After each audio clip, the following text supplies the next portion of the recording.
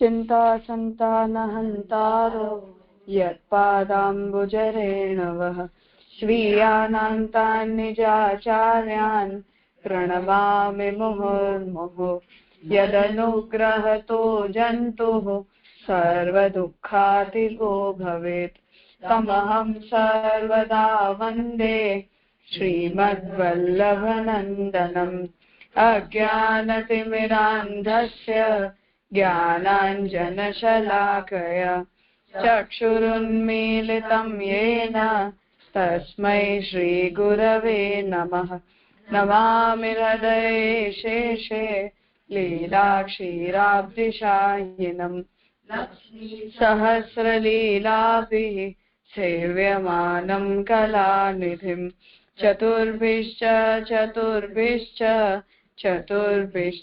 त्रिभिस्तथा षड्भिर्विराजते योऽसौ पंचधारधये मम।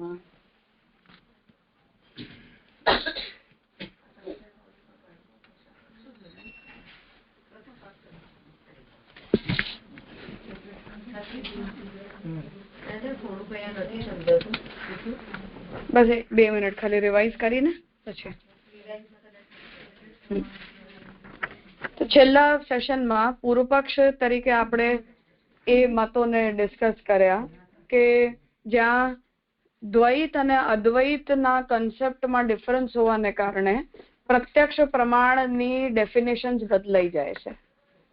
જેમ શંકરાચાર્યજી છે તો એમના મતમાં જો જગત મિથ્યા હોય અને માયિક હોય તો જગતને મિથ્યા માનવાને કારણે એમને ત્યાં વિષય અને વિષયના સંપર્કથી થનારો પ્રત્યક્ષ જે છે એનું ફોર્મેટ બદલાઈ જશે।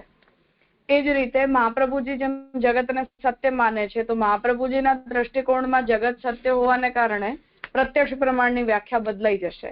એ જ રીતે જો બીજા કોઈ લોકો બુદ્ધિવાદી હોય કે વિષયવાદી હોય એમના મતમાં જો વિષયને ડિફાઇન કરવાની વિધા અલગ હોય કે ઇન્દ્રિયો દ્વારા જ્ઞાન પ્રાપ્ત કરવાની મેથડને જો એ લોકો કોઈ બીજી રીતે વ્યાખ્યાયિત કરતા હોય તો આ નાના મોટા ઓપિનિયન્સમાં ડિફરન્સ હોવાને કારણે પ્રત્યક્ષ પ્રમાણને વ્યાખ્યાયિત કરી શકવાની જે આપણી વિધાઓ છે એની અંદર પરિવર્તન થઈ જાય છે। એ બધા ડિફરન્સીસને અને એ બધાના વિચારોને આપણે પૂર્વ પક્ષ તરીકે જોયા। આજથી આપણે સિદ્ધાંત પક્ષ અને સિદ્ધાંત પક્ષના કોન્ટેક્સ્ટમાં એ પૂર્વ પક્ષના કોન્ટેક્સ્ટમાં આપણા શું મત છે એને આજથી આપણે સ્ટાર્ટ કરવાનું છે। લાસ્ટ જે સબ્જેક્ટ આપણે સમજ્યા એ વિષયમાં જો કોઈને કોઈ પ્રશ્ન હોય તો તમે લોકો અત્યારે પૂછી શકો છો, પછી આપણે આગળ કરીએ। હા જયશ્રીબેન। ત્રીજો નંબર છે ને એમાં सांख्य मत की तरफ पुरुष चैतन्य की सर्वथा निष्क्रिय माना गया है। એનું છે ને પછી ભોક્તૃત્વ ભાવાપન માનને में लेने में वल्लभ એ નથી ક્યાંથી થોડું સમજાતું। એક વાત તો એ છે જેમ સાંખ્યનું મત આપણે સમજ્યા કે એમાં પુરુષનો રોલ કેવલ દ્રષ્ટા તરીકેનો છે કે એ ઓડિયન્સ તરીકે જોવે અને પ્રકૃતિ જે છે એ પોતાની અંદર રહેલી વિવિધતાઓને એની સમક્ષ પ્રસ્તુત કરે। તો પુરુષે કંઈ પણ કરવાનું નથી, એને ખાલી બેસી રહેવાનું છે ઓડિયન્સ તરીકે, એટલે એ નિષ્ક્રિય કરતા છે, એને કંઈ પણ કરવાની આવશ્યકતા નથી। એના સંદર્ભમાં એ આજ્ઞા કરી રહ્યા છે કે જળ પ્રકૃતિને એમણે પૂરી રીતે સક્રિય માની છે અને પુરુષ ચૈતન્યને પૂરી તરહ નિષ્ક્રિય માન્યું છે। વલ્લભ વેદાંત આ બંને એક્સ્ટ્રીમને એક્સેપ્ટ નથી કરતો, એટલે પ્રકૃતિ જ સક્રિય હોય છે અને પુરુષ બિલકુલ નિષ્ક્રિય હોય છે એવું નથી, અને પ્રકૃતિનો રોલ વધારે છે અને પુરુષનો રોલ બહુ ઓછો છે એવું પણ મત આપણને એક્સેપ્ટ નથી કરતા। એટલે પુરુષ ચૈતન્યને કેવલ ભોગતા તરીકે માની લેવાના જે સાંખ્ય મતનો પક્ષ છે એને વલ્લભ વેદાંતમાં આપણે એક્સેપ્ટ નથી કરી શકતા।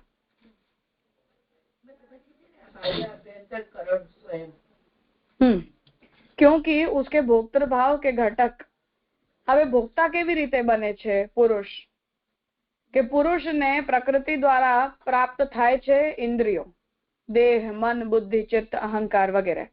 તો શુદ્ધ ચૈતન્ય જે છે એને આ બધા એક્સટર્નલ ઓબ્જેક્ટ્સ પ્રાપ્ત થાય છે અને એ બધા જ એક્સટર્નલ ઓબ્જેક્ટ્સને એ પુરુષ ચૈતન્ય પ્રાપ્ત કરીને પ્રકૃતિ દ્વારા થનારા ખેલને જોવે છે અથવા એની અંદર એ પાર્ટ પ્લે કરે છે પોતાનો।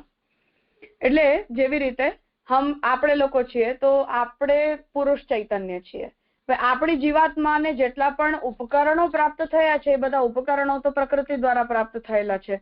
તો એ બધા પ્રાકૃત ઉપકરણોનો આપણે ઉપયોગ કરીએ છીએ અને એના દ્વારા જ આપણે જળ પદાર્થોનો જે ખેલ પ્રકૃતિ કરી રહી છે એ જળ પદાર્થોના ખેલને આપણે અત્યારે જોઈ રહ્યા છીએ.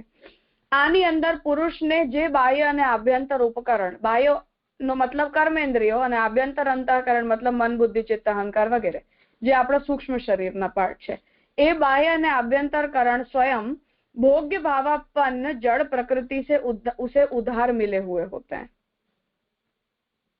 આ સાંખ્યના મતને કાઉન્ટર કરવા માટે કહેલી વાત છે. સાંખ્ય એવું કહેવા માંગે છે કે પુરુષનો કંઈ પણ રોલ નથી હોતો, એને ખાલી બેસી રહેવાનું છે અને બધું ખેલ પ્રકૃતિ કરે છે. શ્યામુકાકાજી આની અંદર કાઉન્ટર એ કરી રહ્યા છે કે જો કમ્પ્લીટ રોલ આની અંદર એક તરફા હોય, યા તો કેવલ પ્રકૃતિનો માનો યા તો કેવલ પુરુષનો માનો, તો એવું નથી. કેમ કે પ્રકૃતિ પણ પોતાના ખેલને પુરુષ વિના પ્રસ્તુત નથી કરવા માંગતી અને પુરુષ ચૈતન્ય જો સર્વથા નિષ્ક્રિય હોય તો એને પ્રકૃતિની મદદ વિના કંઈ પણ કરી શકવાનું એની અંદર કોઈ સામર્થ્ય નથી રહેતું. એનો મતલબ એ છે કે એ બંને ઉપકરણો સાથે મળીને જ કામ કરી શકે છે, એક તરફા કામ નથી કરી શકતા. તો આ સૃષ્ટિને ચલાવવા માટે અથવા સૃષ્ટિને ઉત્પન્ન કરવા માટે અથવા સૃષ્ટિને સસ્ટેન કરવા માટે પૂરેપૂરો રોલ કેવલ પ્રકૃતિનો છે કે પૂરેપૂરો રોલ કેવલ પુરુષનો છે એવું એક તરફો પક્ષ આપણે નહીં સ્વીકારી શકીએ. બંને સાથે મળીને જ જગતને ચલાવી રહ્યા છે એવો પક્ષ વલ્લભ વેદાંત માને છે.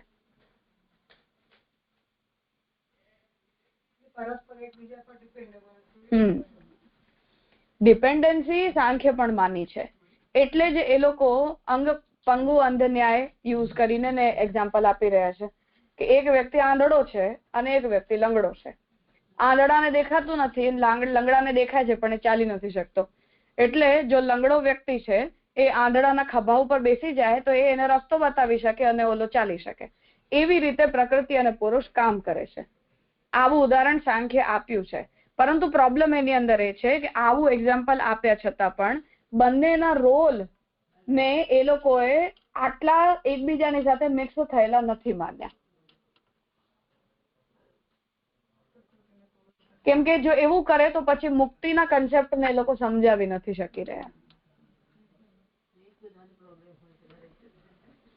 કેમ કે પુરુષ ચૈતન્ય જો છે એ કેમ કે એ બંનેને રેગ્યુલેટ કરવા વાળું કોઈ તત્વ એમને ત્યાં છે નહીં.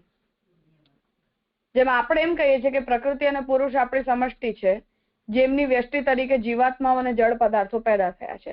પણ પ્રકૃતિ અને પુરુષના સંચાલક ભગવાન છે કે જે એમના દ્વારા આ બધું કાર્ય કરાવી રહ્યા છે. સાંખ્યની અંદર સંચાલક કોઈ છે નહીં. પ્રકૃતિ અને પુરુષ આ બંને સ્વતંત્ર તત્વ છે. તો હવે એ લોકોના જ સ્વાતંત્ર્યને જ તમને એક્સેપ્ટ કરવું પડે અને એને જસ્ટિફાઈ કરી શકો એ જ રીતે તમને બંધ અને મોક્ષની વ્યવસ્થા સમજાવવી પડે.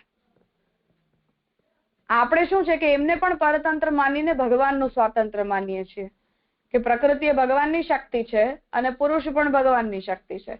તો એ બંનેને ભગવાન જે રીતે આજ્ઞા કરે એ રીતે એ લોકો સૃષ્ટિને ઉત્પન્ન કરવાનું કાર્ય કરે છે. તો સંચાલક ના હોવાને કારણે વ્યષ્ટિ તરીકે આપણા બધાનું મોક્ષ ભગવાનના હાથમાં છે કે ભગવાને આપણી અંદર સાધનનું સામર્થ્ય રાખ્યું છે પણ વરણ ભગવાને કરી રાખ્યું છે. તો ભગવાનની કૃપાથી અને ભગવાનની ઈચ્છાથી જ જીવ બંધાય પણ છે અને મુક્ત પણ થાય છે. ત્યાં એ લોકોની પ્રોબ્લેમ એ છે કે પુરુષ જો પોતાની ઈચ્છાથી બંધાતો હોય અને પોતાની ઈચ્છાથી મુક્ત થતો હોય એવી વ્યવસ્થા જો એ લોકો બતાવે તો એની અંદર પછી પ્રકૃતિથી બંધાય કયા ફેક્ટરના કારણે. જેમ આપણે તો એવું કહીએ છીએ કે જીવાત્માને બંધ કોણે કરાવ્યો? તો પ્રકૃતિ ન સામે ચાલીને આવી છે ને પુરુષ સામે ચાલીને ગયો છે. ભગવાને બંનેને મેળવ્યા છે. એમની તકલીફ એ છે કે બંનેને મેળવનારા તત્વ તરીકે કોઈ ત્રીજા તત્વને એ લોકો માનતા નથી. તો બંને મળ્યા કેવી રીતે? તો આકસ્મિક મળ્યા. આવું જ એમને કહેવું પડે છે. હવે આકસ્મિક મળ્યા તો છૂટા કેવી રીતે પડશે? તો પાછું એમને આકસ્મિક છૂટા પડશે એવું કહી દેવું પડે. એનો વિકલ્પ શું? એટલે એ લોકોને ત્યાં વ્યવસ્થા જસ્ટિફાઈ નથી થઈ શકી રહી. એટલે એમને પુરુષને નિષ્ક્રિય જ બતાવવો પડે છે કે જ્યારે પ્રકૃતિ પોતાની અંદરથી બધા તત્વોના ખેલને ખતમ કરી લે છે. જેમ મેં એક્ઝામ્પલ આપ્યું હતું કે દરેક પદાર્થ જેમ ઉત્પન્ન થઈ જાય એના પછી પોતાનું વર્ધન અને પોતાનો નાશ પોતે જ કરે છે. પંચમહાભૂતોની અંદર એ પ્રક્રિયા પોતે જ થઈ જાય છે. દરેક વખતે એને કોઈ આને નષ્ટ કરે એવી આવશ્યકતા નથી હોતી. જેમ ટેબલ વગેરે પદાર્થો હોય તો કોઈ 100 વર્ષ લે, કોઈ 500 લે કે કોઈ 1000 લે, પણ એક દિવસે પોતે પોતાને મારી નાખશે. ના, એવું નહીં. પણ જેટલા પણ પંચમહાભૌતિક પદાર્થો છે એ જે પંચમહાભૂતોના સંમિશ્રણથી પેદા થયા છે એ પંચમહાભૂતોની એક નિશ્ચિત આયુ છે, કેમ કે બધા જ નાશવંત છે.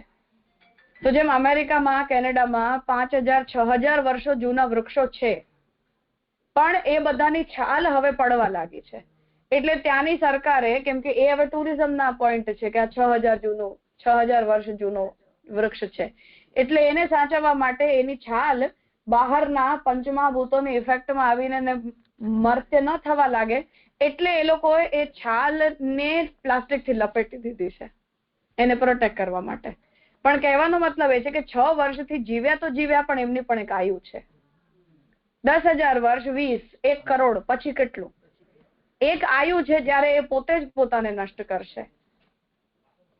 તો સાંખ્ય એવું કે છે કે પ્રકૃતિમાંથી પેદા થયેલા જેટલા પણ વિકૃત પદાર્થો છે, આ બધા વિકૃત છે કેમ કે એકબીજાના સંમિશ્રણથી પેદા થયા છે, શુદ્ધ નથી. એ બધા જ વિકૃત પદાર્થોની એક આયુ છે અને એ પોતાની અંદર વિકાર પેદા કરતા કરતા કરતા કરતા એક આયુ ઉપર જઈને ખતમ થઈ જાય છે. અને જ્યારે ખતમ થઈ જાય છે ત્યારે પુરુષ ચૈતન્ય મુક્ત થઈ જાય છે.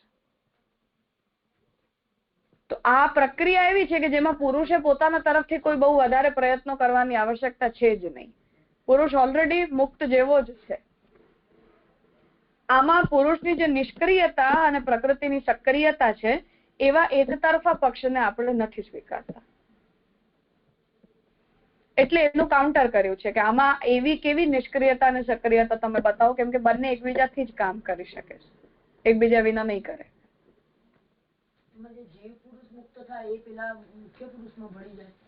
મુખ્ય પુરુષ હોતો જ નથી. પુરુષ અનંત છે. તમે એક પુરુષ છો, એક પુરુષ હું છું, એમ જેટલી પણ જીવાત્માઓ છે બધા અનંત પુરુષો છે. હા, એક પુરુષ નથી, અનેક પુરુષ છે. કેમ કે પાછો એક પુરુષ બતાવે તો એકમાંથી અનેક ઉત્પન્ન થાય છે એવું કેવું પડે. એવું બોલી નહીં શકાય. પાછું ઉત્પન્ન કેવી રીતે થશે? તો પાછું બ્રહ્મવાદ જ આવી જાય, કોમ બહુ શ્યામ થઈ જાય તો. એટલે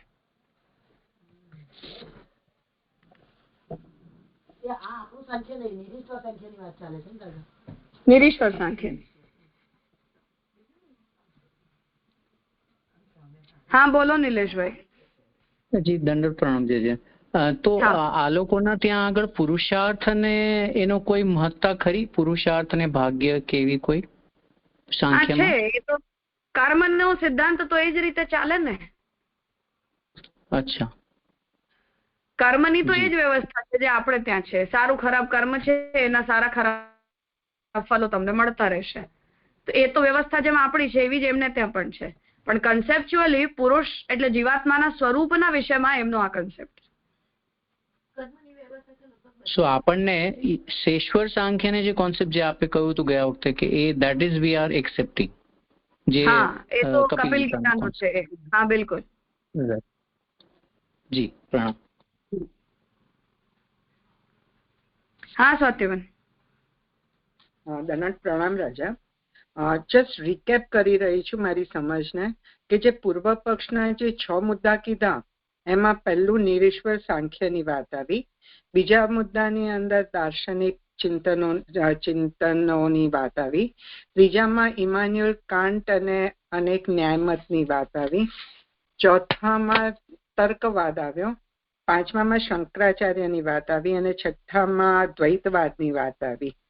is it in this way કે કંઈક જુદું છે કે ઇન્ટરમિંગલ છે, એકમાં પણ બીજું બધું ઇન્વોલ્વ છે, એ રીતનું છે? નહીં, એમ મોટું બાયફર્કેશન આ ઠીક છે, પણ મેજર જે સબ્જેક્ટને શ્યામકાકાજી ડીલ કરવા માંગી રહ્યા છે ઉત્તર પક્ષના કોન્સેપ્ટમાં એ દ્વૈતવાદ અને અદ્વૈતવાદ છે. ઓકે. ને હું પૂર્વ પક્ષની રીતે પૂછી રહી છું કે પૂર્વ પક્ષમાં જે પ્રશ્નો આવ્યા છે ને. હા, ઓકે ઓકે રાજ. એટલે મેઇન આનો ક્રસ્ટ એ છે કે આ બધી પ્રોબ્લેમ એટલે ડીલ કરવી પડે છે કેમ કે દ્વૈત અને અદ્વૈતના કન્સેપ્ટ ક્લિયર નથી. ઓકે રાજ. અથવા દ્વૈતવાદ અને અદ્વૈતવાદને કોઈક અલગ ફોર્મેટમાં એ લોકો સમજાવવા માંગી રહ્યા છે, એટલે આ બધા ઇશ્યુઝ એમના કન્સેપ્ટમાં ઊભા થઈ રહ્યા છે. જી રાજા, રાઈટ.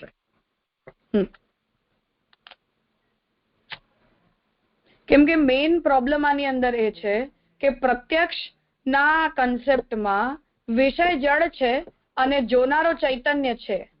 આનો દ્વૈત સર્વમાન્ય છે, જેને કોઈ બદલી નથી શકતું. તો સામે જેને આપણે જોઈને જેનું પ્રત્યક્ષ કરી રહ્યા છીએ એ બધા જ પદાર્થો જે છે એ એસેન્શિયલી જડ છે અને જોનારો દ્રષ્ટા એસેન્શિયલી ચૈતન્ય છે. આ દ્વૈત આખા પ્રત્યક્ષ પ્રમાણના કન્સેપ્ટના મૂળમાં રહેલો છે. હવે આને રિઝોલ્વ તમે કરો કે આ કન્સેપ્ટને તમે ક્લિયર રાખો તો જ તમે પ્રત્યક્ષને ડિફાઇન કરી શકો. એની અંદર કોઈ પણ ઇશ્યુ આવે તો પ્રત્યક્ષ નો કન્સેપ્ટને તમે સમજાવી નહીં શકો. એ આ બધી પ્રોબ્લેમની જડ છે.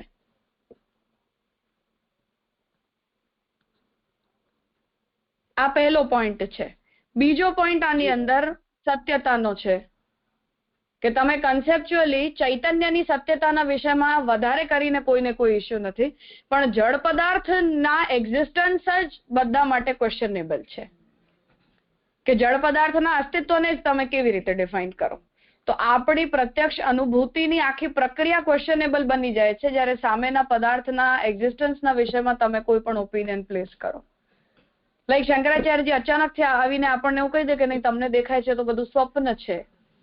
તો આપણું આખું એક્ઝિસ્ટન્સ અને આપણી આખી અન્ડરસ્ટેન્ડિંગ હલી જાય કે અમે શું જોઈએ છીએ અને શું કરીએ છીએ. કેમ કે આ કેવલ એક તરફા જોવાની પ્રક્રિયા નથી. આપણું આખું ઇન્ટરેક્શન પ્રત્યક્ષના બેઝિસ ઉપર ચાલે છે. લાઈક આપણું આખી દુનિયા પ્રત્યક્ષ પ્રમાણની આજુબાજુ જ રિવોલ્વ કરે છે. From the very first day till the day we die, ત્યાં સુધી આપણે પ્રત્યક્ષમાં જ રમતા હોઈએ છીએ. તો એ એટલો મેજર કન્સેપ્ટ છે કે જેના ઉપર ફિલોસોફિકલ ડિબેટ જો ઊભી કરી દેવામાં આવે તો તમે પોતાના એક્ઝિસ્ટન્સને અને પોતાના બિહેવિયરને કન્સેપ્ચ્યુઅલાઇઝ નહીં કરી શકો કે હવે હું જોઉં છું એ જ મિથ્યા છે, હું કરું છું એ જ મિથ્યા છે, મારા હાથ પગ જ મિથ્યા છે, તો આ બધું શું છે એ રીતે. તો એટલે આ થોડું ડિસ્કશનનો સબ્જેક્ટ બની જાય છે.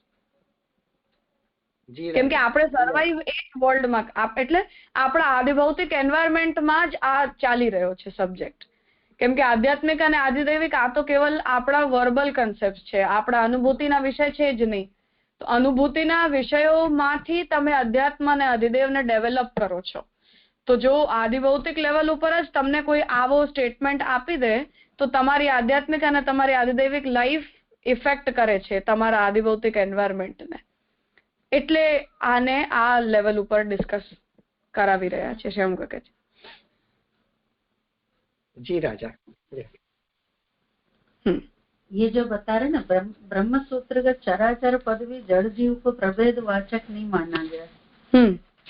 वहां में थोड़ा कंफ्यूजन है.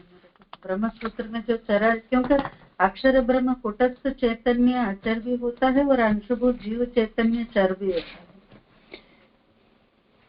यहाँ कहने को तात्पर्य ये है कि अत्ता चराचर ग्रहणात, ये जो ब्रह्म सूत्र को सूत्र है, वहाँ में ब्रह्म जो है वो इन दोनों को अधिष्ठान है, ये बात कही जा रही है. वहाँ में जड़ और जीव इन दोनों को डिफरेंशिएट करने के बजाय ब्रह्म सूत्रकार को एम्फोसिस ब्रह्म इनको अधिष्ठान है या के ऊपर ज्यादा है.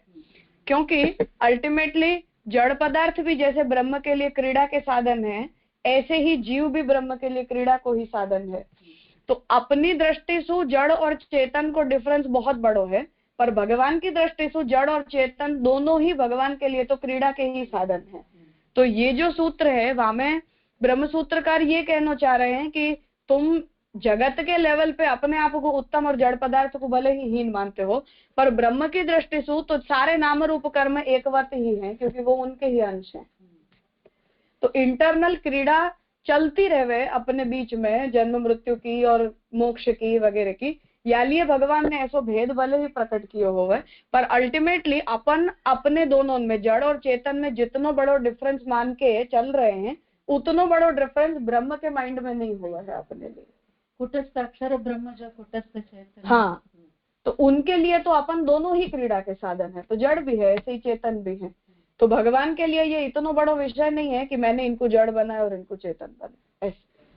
तो यालिए जो प्रकृति और पुरुष के सब्जेक्ट को लेकर ये डिबेट चल रही है कि प्रत्यक्ष की पूरी अनुभूति में अपन मुख्य हैं और जड़ पदार्थ सब अपने भोग के साधन हैं, ऐसो अपन अभिमान लेके जीवात्मा तय अगर चलते हुए तो ब्रह्मसूत्रकार अपन को ये कहना चाह रहे हैं कि तुम भी कोई के लिए तो भोग के ही साधन हो, तो तुम क्यों जड़ पदार्थ के सामने अभिमान कर रहे हो कि तुम भोग के साधन और हम तुम्हारे भोक्ता हैं, क्योंकि तुम भी ब्रह्म के लिए तो भोग्य बन जा रहे हो, ब्रह्म तुम्हारे भोक्ता ही बन रहे हैं। तो जैसे जड़ है ऐसे तुम हो, वो आज्ञा करना चाहिए।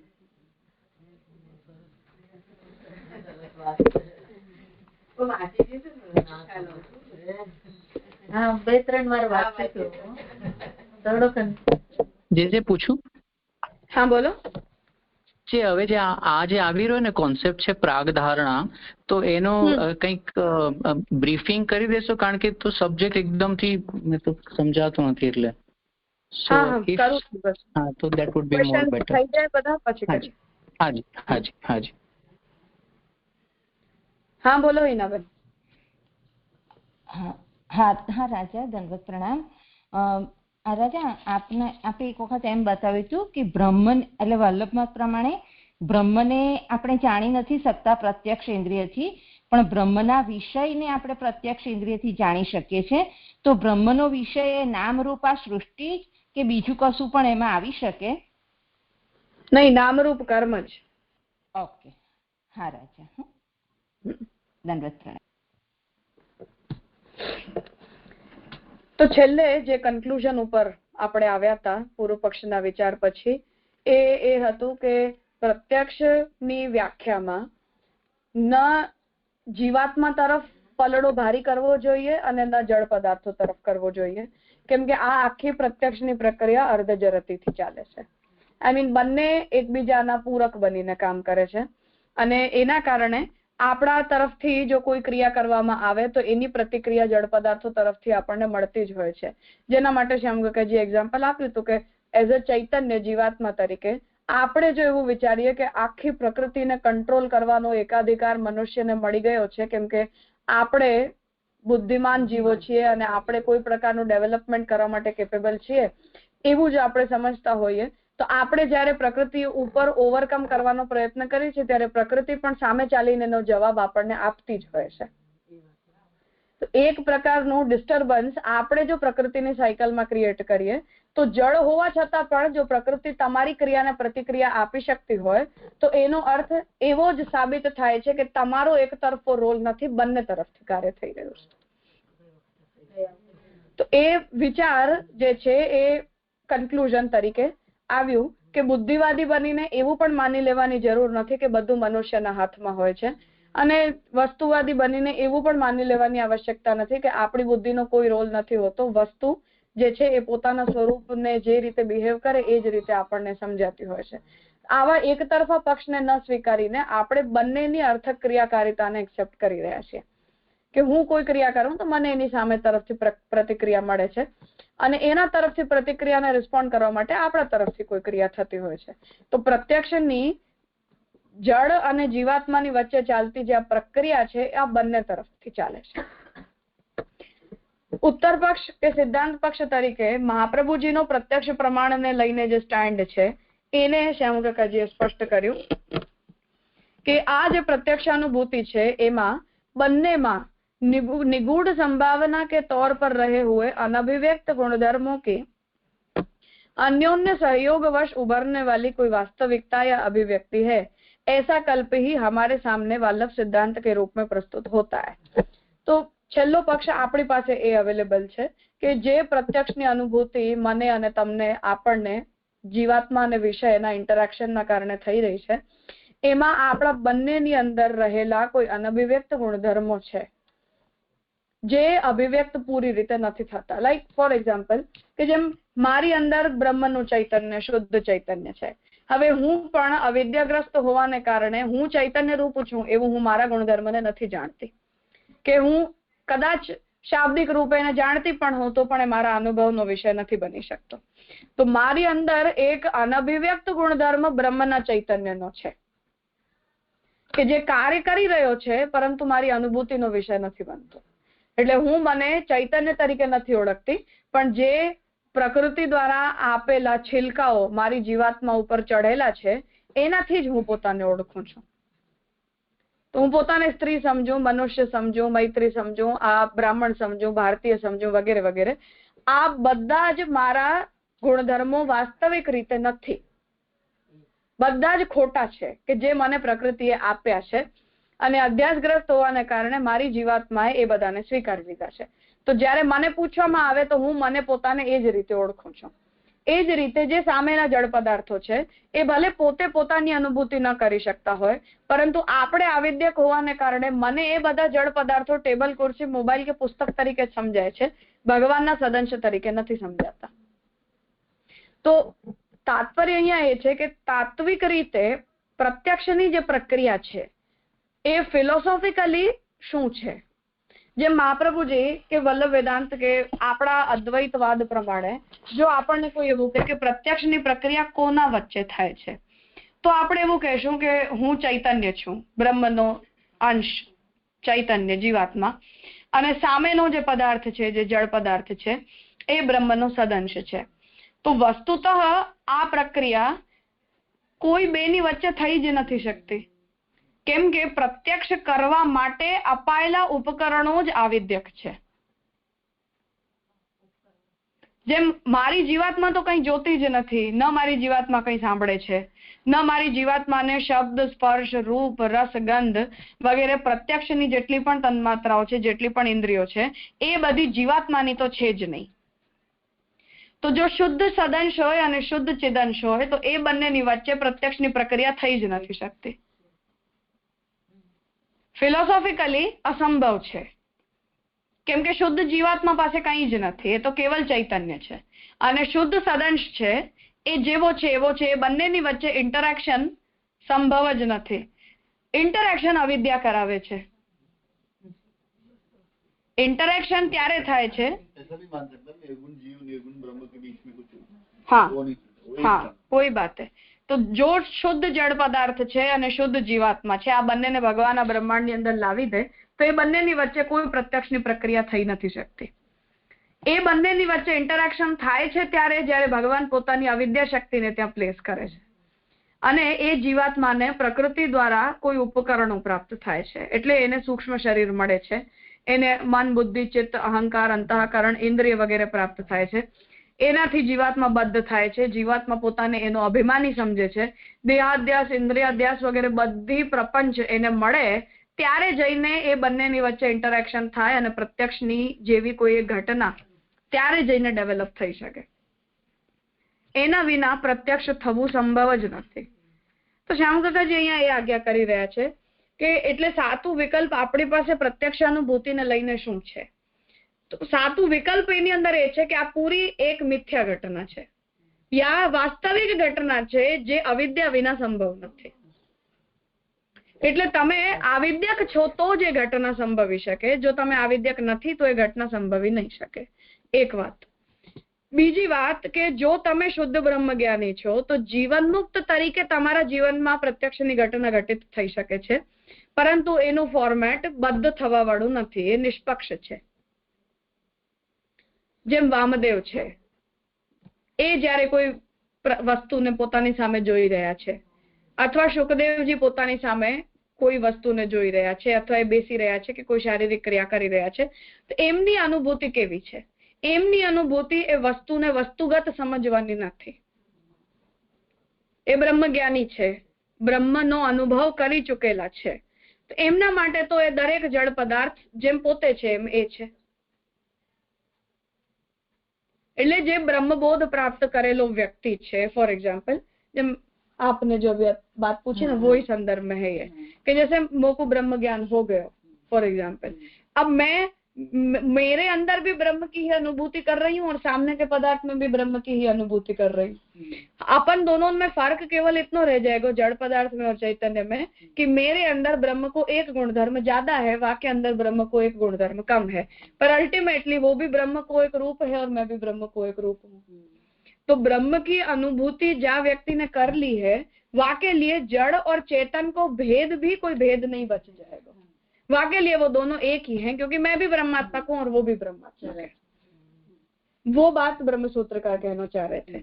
तो यहाँ जो डिस्कस श्यामका जी व्याख्या करना चाह रहे हैं, જે અહીંયા વલ્લભ વેદાંત પ્રમાણે જે ડેફિનેશન ડિસ્કસ થઈ રહી છે એનો એ કોન્ટેક્સ્ટ છે કે જો તમે અદ્વૈતવાદને સ્વીકારો છો તો જળ અને ચેતનનો ભેદ પણ કોઈ મોટો ભેદ નથી રહી જતો તમારી માટે। બંને તમે, હું પણ બ્રહ્માત્મક છું એમ આ પદાર્થ પણ બ્રહ્માત્મક છે।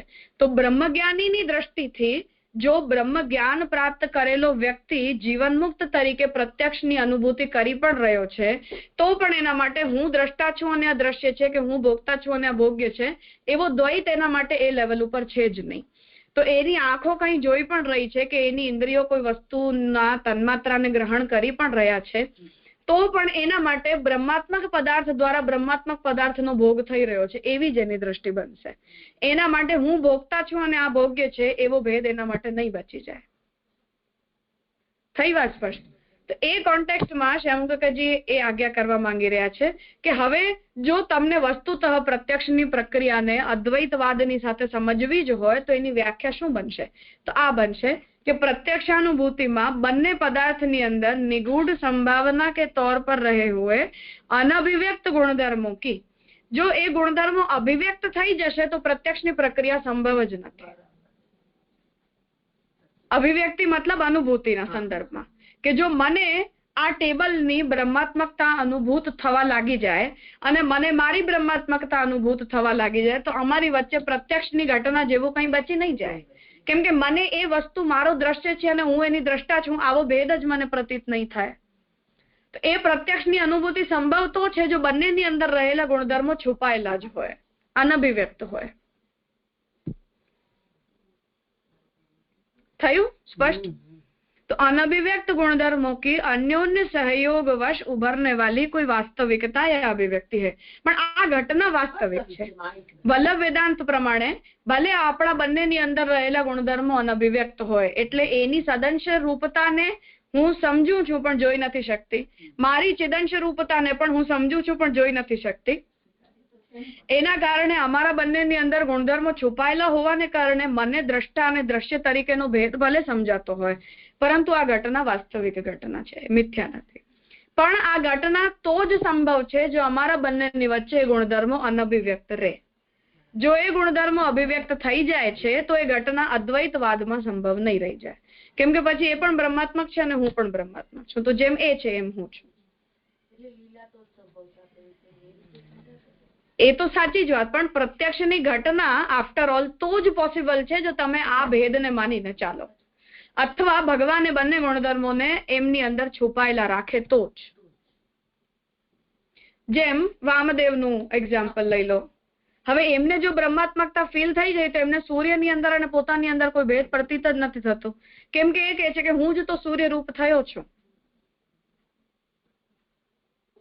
તો મને જો બ્રહ્માત્મકતાની અનુભૂતિ થવા લાગી જાય તો મને આ મોબાઈલ, પુસ્તક, ટેબલ, ખુરશી આ બધાની અંદર કોઈ ભેદની અનુભૂતિ નહીં થાય, પોતાની અંદર પણ નહીં થાય, કેમ કે અમે બધા જ બ્રહ્માત્મક છીએ। એક સિમિલર ગ્રાઉન્ડ ઉપર તમે બધા આવી જશો તો કોણ દ્રષ્ટા અને કોણ દ્રશ્ય, કોણ ભોગ્ય અને કોણ ભોગતા એ ભેદ જ ત્યાં ખતમ થઈ જશે।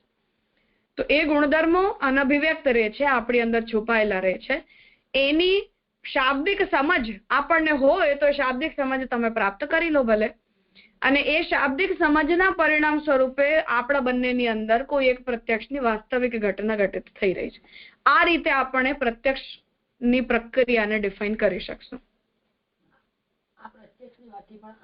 એટલે કે જે આપણા ઉપર કોઈને કોઈ બ્રહ્મની અવિદ્યા શક્તિ થાય તો જ આપણને આ પ્રત્યક્ષનું થાય, અધરવાઇઝ આપણને જેમ વામદેવનું થઈ ગયું। આ રાઈટ અન્ડરસ્ટેન્ડિંગ છે ને? હા બરાબર છે જી, પ્રણામ। આપણે વામદેવનું જે ઉદાહરણ આપ્યું ને એમાં એને શું થાય કે હું સૂર્ય છું પછી સૂર્યનો આનંદ જે છે, મતલબ સૂર્યનું હોવાપણું, તો એની એને પાછી ફિલિંગ્સ થાય. આ એ અવસ્થા એવી છે કે જેમાં એમની અંદર બ્રહ્મનો સમષ્ટિ આનંદ પ્રકટ થઈ ચુક્યો છે. જેમ અક્ષર બ્રહ્મ સમષ્ટિ છે આપણી, પુરુષ ચૈતન્ય જેમ આપણી સમષ્ટિ છે, તો એઝ અ સમષ્ટિ જેમ ભગવાન ગીતાજીમાં ભાગવતજીમાં એ આજ્ઞા કરે છે કે આ બધા વૃક્ષો કેમ છે જેમ આપણા શરીરની અંદર રોમાવલી હોય. ભગવાનના શરીરમાં તો ત્રિયંગમાં એવું છે. તો વૃક્ષો જે છે એ બધાની અનુભૂતિ ભગવાન માટે પોતાના શરીરની છે. આખું બ્રહ્માંડ પુરુષ ભગવાન હોવાને કારણે બ્રહ્માંડ એ ભગવાનનું શરીર છે. તો આપણને જેમ આપણા શરીર ઉપર કોઈ વસ્તુની પ્રતીતિ થતી હોય એવી રીતે આખા બ્રહ્માંડ માટે ભગવાનની પ્રતીતિ તો એવી છે કે જાણે મારા શરીરમાં બધું થઈ રહ્યું છે. તો જે વ્યક્તિનું ચૈતન્ય વ્યષ્ટિ ચૈતન્ય સમષ્ટિ ચૈતન્યમાં મિશ્રિત થઈ ચુક્યું હોય એને એવી જ અનુભૂતિ થશે જેવી બ્રહ્મને થશે. એટલે જ એવું કે છે કે હું સૂર્ય થયો છું, હું મનુ થયો છું, હું જ આ સૃષ્ટિના રૂપમાં પ્રકટ થયો છું. તો જેમ ભગવાન એકોહમ બહુશ્યામ પ્રજા એવું કે એવું જ વામદેવ પણ બોલી રહ્યા છે. કેમ કે એ ટાઈમ એવો છે કે જયારે એમની ચૈતન્ય હવે વ્યષ્ટિ ચૈતન્ય નથી રહી ગયું, એમની વ્યષ્ટિ ચૈતન્ય સમષ્ટિમાં મિશ્રિત છે ઓલરેડી. એ સમષ્ટિની અનુભૂતિ કરે છે, વ્યષ્ટિની નથી કરતું. તેમના માટે ભેદ ખતમ થઈ જાય છે એ રીતે. જેમ ભગવાનને અનુભૂતિ થતી હશે એવી જ અનુભૂતિ વામદેવને થાય છે. તો જેમ પ્રભુ અત્યારે આપણે બધા અત્યારે છીએ તો આપણા બધાની માટે ભગવાનની અનુભૂતિ કેવી હશે કે મારા એક અંશ આવું કરી રહ્યો છે, મારો એક અંશ બીજું કંઈક કરી રહ્યો છે, કે મારા શરીરની અંદર જ આટલી બધી ઘટનાઓ એક સાથે ચાલી રહી છે. એવી અનુભૂતિ સમષ્ટિ સાથે એક થઈ જવાને કારણે એમને થવા લાગે. राजा पूछूं? हाँ बोलो. ये जो आपने बताया ना, जिस तरह जे ने ये सिद्धांत पक्ष में यह प्रत्यक्षानुभूति दोनों में निगूढ़ संभावना के तौर पर रहे हुए अनभिव्यक्त गुण धर्मों, तो जैसे आपने समझा कि जो जड़ है वहां में अपने को सदंश की अनुभूति नहीं होती है, जो चैतन्य वहां में शुद्ध चैतन्य की या चिदंश की अनुभूति नहीं है, वो निगूढ़ अनभिव्यक्त गुणधर्म है. ठीक है.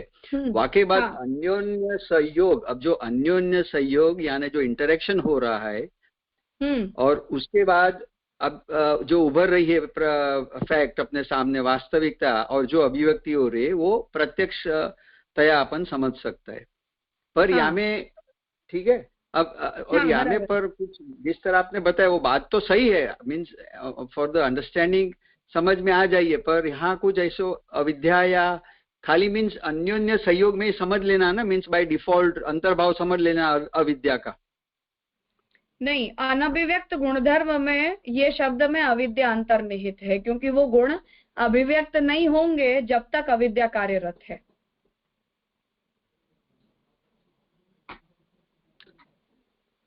नहीं, अनभिव्यक्त गुण धर्म तो राजा मूल सदंश और मूल चिदंश है.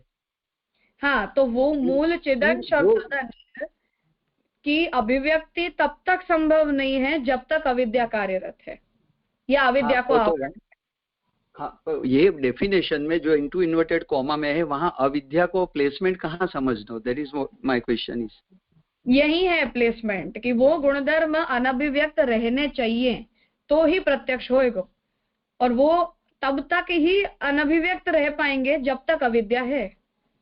अविद्या के नष्ट होते ही वो गुणधर्म अभिव्यक्त हो जाएंगे. राइट. ब्यूटीफुल राजा. या गॉट इट. अच्छा, क्लियर हो गया. અચ્છા રાજા, મારો એ પ્રશ્ન હતો કે જેમ આપે કીધું કે વામદેવ જે છે એમની વ્યષ્ટિ છે સમષ્ટિમાં જે મળી ગઈ ને એમને પોતે જ બ્રહ્મ છે, પોતે જ સૂર્ય છે, એ રીતની ફિલિંગ આવી. તો જડ ભરતની જે વાત આવે છે તો જડ ભરતને પોતે પ્રભુના અંશ છે અને જે એ આમને રૌગણ રાજાને જે કે છે તો એમાં જે જયારે એની પાલખી લઈને જાય છે તો જીવ જંતુ બધાને બચાવે છે, તો બધા જ પ્રભુના અંશ છે. તો એમની વ્યષ્ટિની જે સમજ છે એ એમને વ્યષ્ટિ રૂપે જ રહે છે ને, સમષ્ટિ રૂપે નથી થતી ને, કે વામદેવની જેમ જ. હા, આમાં એવું છે કે આ બધી જ અનુભૂતિ માર્ગાનુસારી છે. વામદેવ જ્ઞાની ભક્ત છે, જ્ઞાન માર્ગી છે. જ્ઞાન માર્ગી હોવાને કારણે એમનો લક્ષ્ય સમષ્ટિની અનુભૂતિ છે, એટલે એમની અનુભૂતિ એ નેચરની છે. જે ભક્તિ માર્ગી છે એ ભક્તિ માર્ગીને સમષ્ટિ અને વેષ્ટિની અનુભૂતિ ભક્તિ માર્ગના ફોર્મેટમાં થશે, જ્ઞાન માર્ગના ફોર્મેટમાં નહીં થાય. ઓકે રાજ, બરાબર છે. પણ આપણે એમ વિચારીએ કે ભક્તિ માર્ગીઓનો આનંદ સર્વશ્રેષ્ઠ. કેમ? કારણ કે ભગવાનની સાથે રમણનો આનંદ એને મળે છે. પણ આ આનંદ ભગવાનની સૃષ્ટિનો આનંદ બી કઈ કમ છે જે આ મળ્યો નથી. કઈ સૂર્ય હોવું, કઈ ચંદ્ર હોવું, કઈની અનુભૂતિ, સમુદ્રની અનુભૂતિ, પર્વતની અનુભૂતિ, નદીની અનુભૂતિ, આ કઈ કમ છે ને? એને કઈ કમ નથી. પણ આપણે આપણું વધારે સારું, મતલબ શ્રેષ્ઠતા બતાવવા માટે આપણે એમને એમ કહીએ છીએ કે આ જ્ઞાનીની અનુભૂતિ છે, આ ભક્તની અનુભૂતિ છે. બાકી આપણને જો કોઈ આવું ક્લિયર કરીને આપે તો આપણે કોઈ એમના પ્રત્યે એવો ભાવ ના આવે.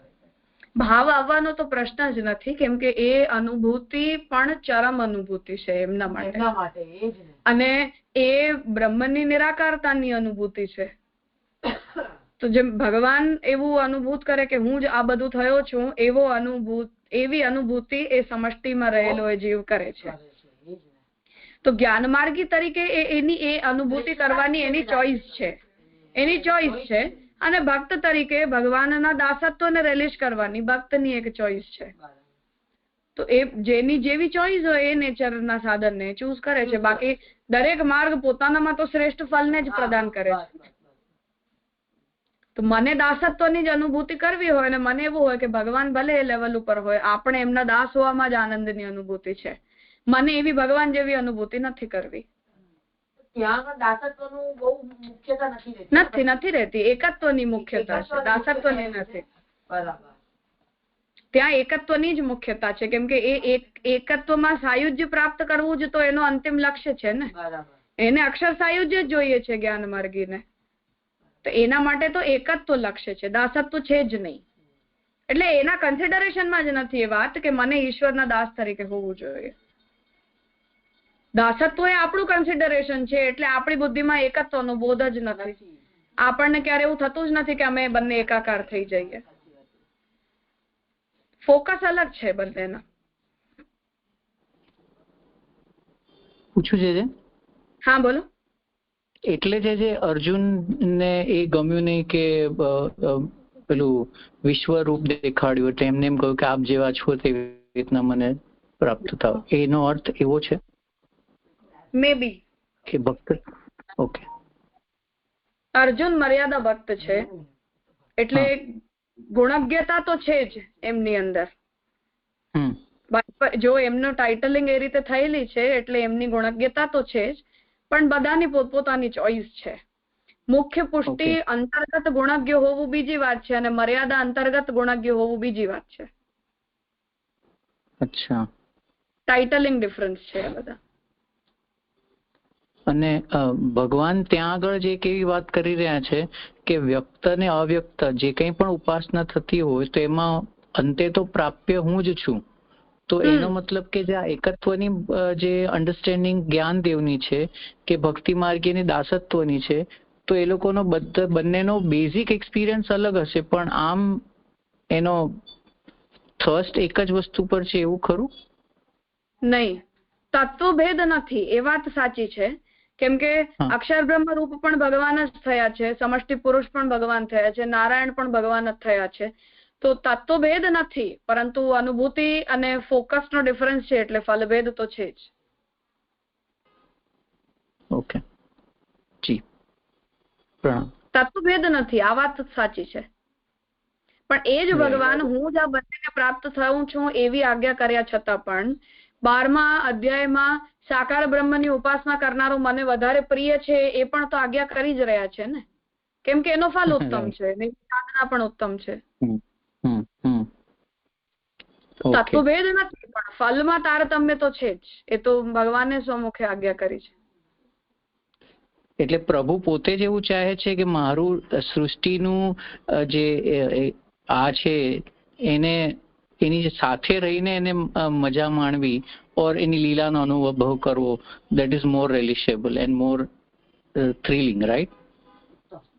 એટલે વાત આની અંદર એ છે કે ભગવાનનું અગણિતાનંદનો એક સ્કેલ છે, જે સ્કેલ ઉપર બીજો કોઈ પણ ક્યારે પણ જઈ નહીં શકે. આ ફેક્ટ છે જે બદલી નહીં શકાય. આનંદના સ્કેલની વાત છે. હવે એઝ અ જ્ઞાની જો મને જસ્ટ ખાલી આ કન્સેપ્ટને ક્લિયર કરવા માટે જોક છે કેવલ કે એઝ અ જ્ઞાની જો મને એમ થાય કે મને એ આનંદના સ્કેલને પ્રાપ્ત કરવું છે તો ભગવાન માટે એનો કોમ્પિટિટર થશે બસ.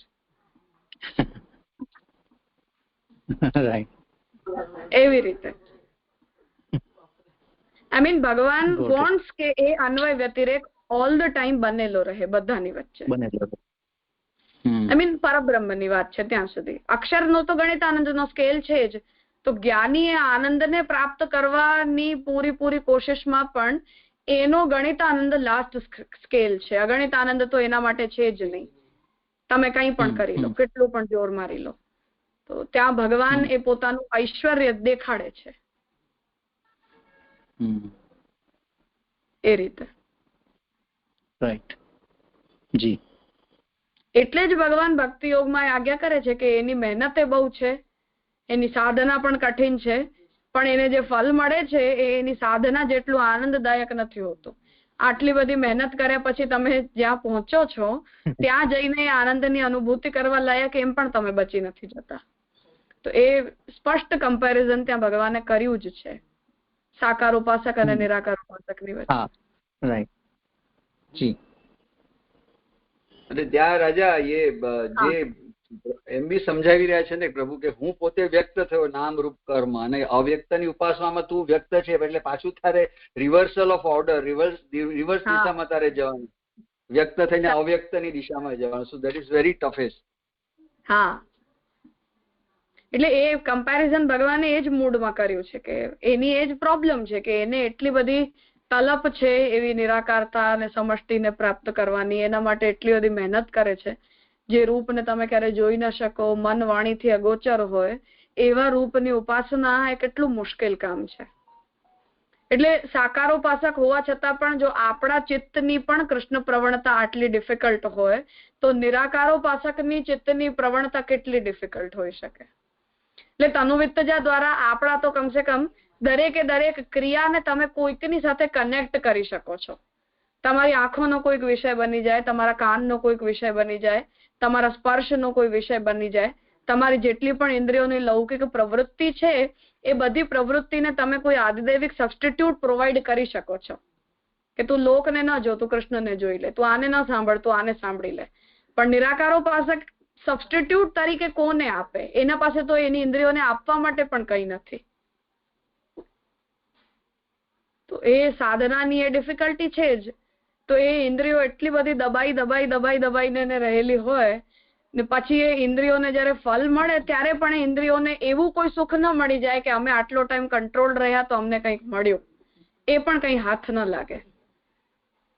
તો એ આનંદાનુભૂતિ નથી ત્યાં. એ ભગવાનનો કોન્ટેક્સ્ટ છે. અને અહીંયા એ ઇન્દ્રિયોને સબસ્ટિટ્યુટ મળતા જ એને ડાયવર્ટ કરવું પણ ઈઝી છે અને ફલાનુભૂતિ પણ છે, બંને છે. હા બિલકુલ રહ્યો.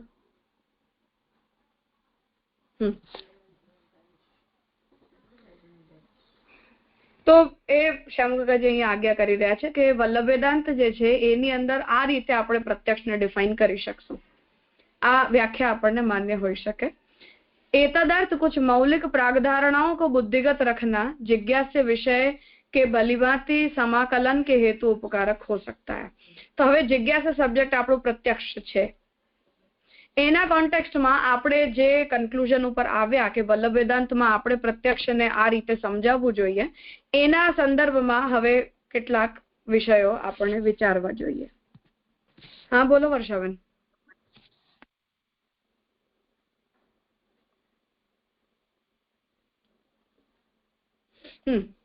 प्रथम प्रागधारणा, उनमें सर्वप्रथम तो यह कि यहूदी, ईसाई, इस्लामी धर्म ग्रंथों में सृष्टि का प्रादुर्भाव जैसे एक सीधी रेखा के रूप में स्वीकारा गया है, वैसे वेदादि शास्त्र या वल्लभ वेदांत में वह नहीं स्वीकारा गया है. પ્રત્યક્ષની પ્રક્રિયા પ્રારંભ થાય છે જીવની ઉત્પત્તિની સાથે. એટલે જગતની ઉત્પત્તિની સાથે કે એક જળ જગત ભગવાને પેદા કર્યું અને પછી એ જળ જગતમાં રહેવા માટે ભગવાને જીવાત્માઓને બનાવી. તો સૃષ્ટિનો પ્રકલ્પ પ્રત્યક્ષથી સૃષ્ટિ ઉત્પન્ન થાય અને જળ અને જીવ આ બંનેને ભગવાન પેદા કરી દે ત્યારે એ બંનેના ઇન્ટરેક્શનનો પ્રશ્ન ઉપસ્થિત થાય છે. ઘટના ત્યારે જઈને આવે છે.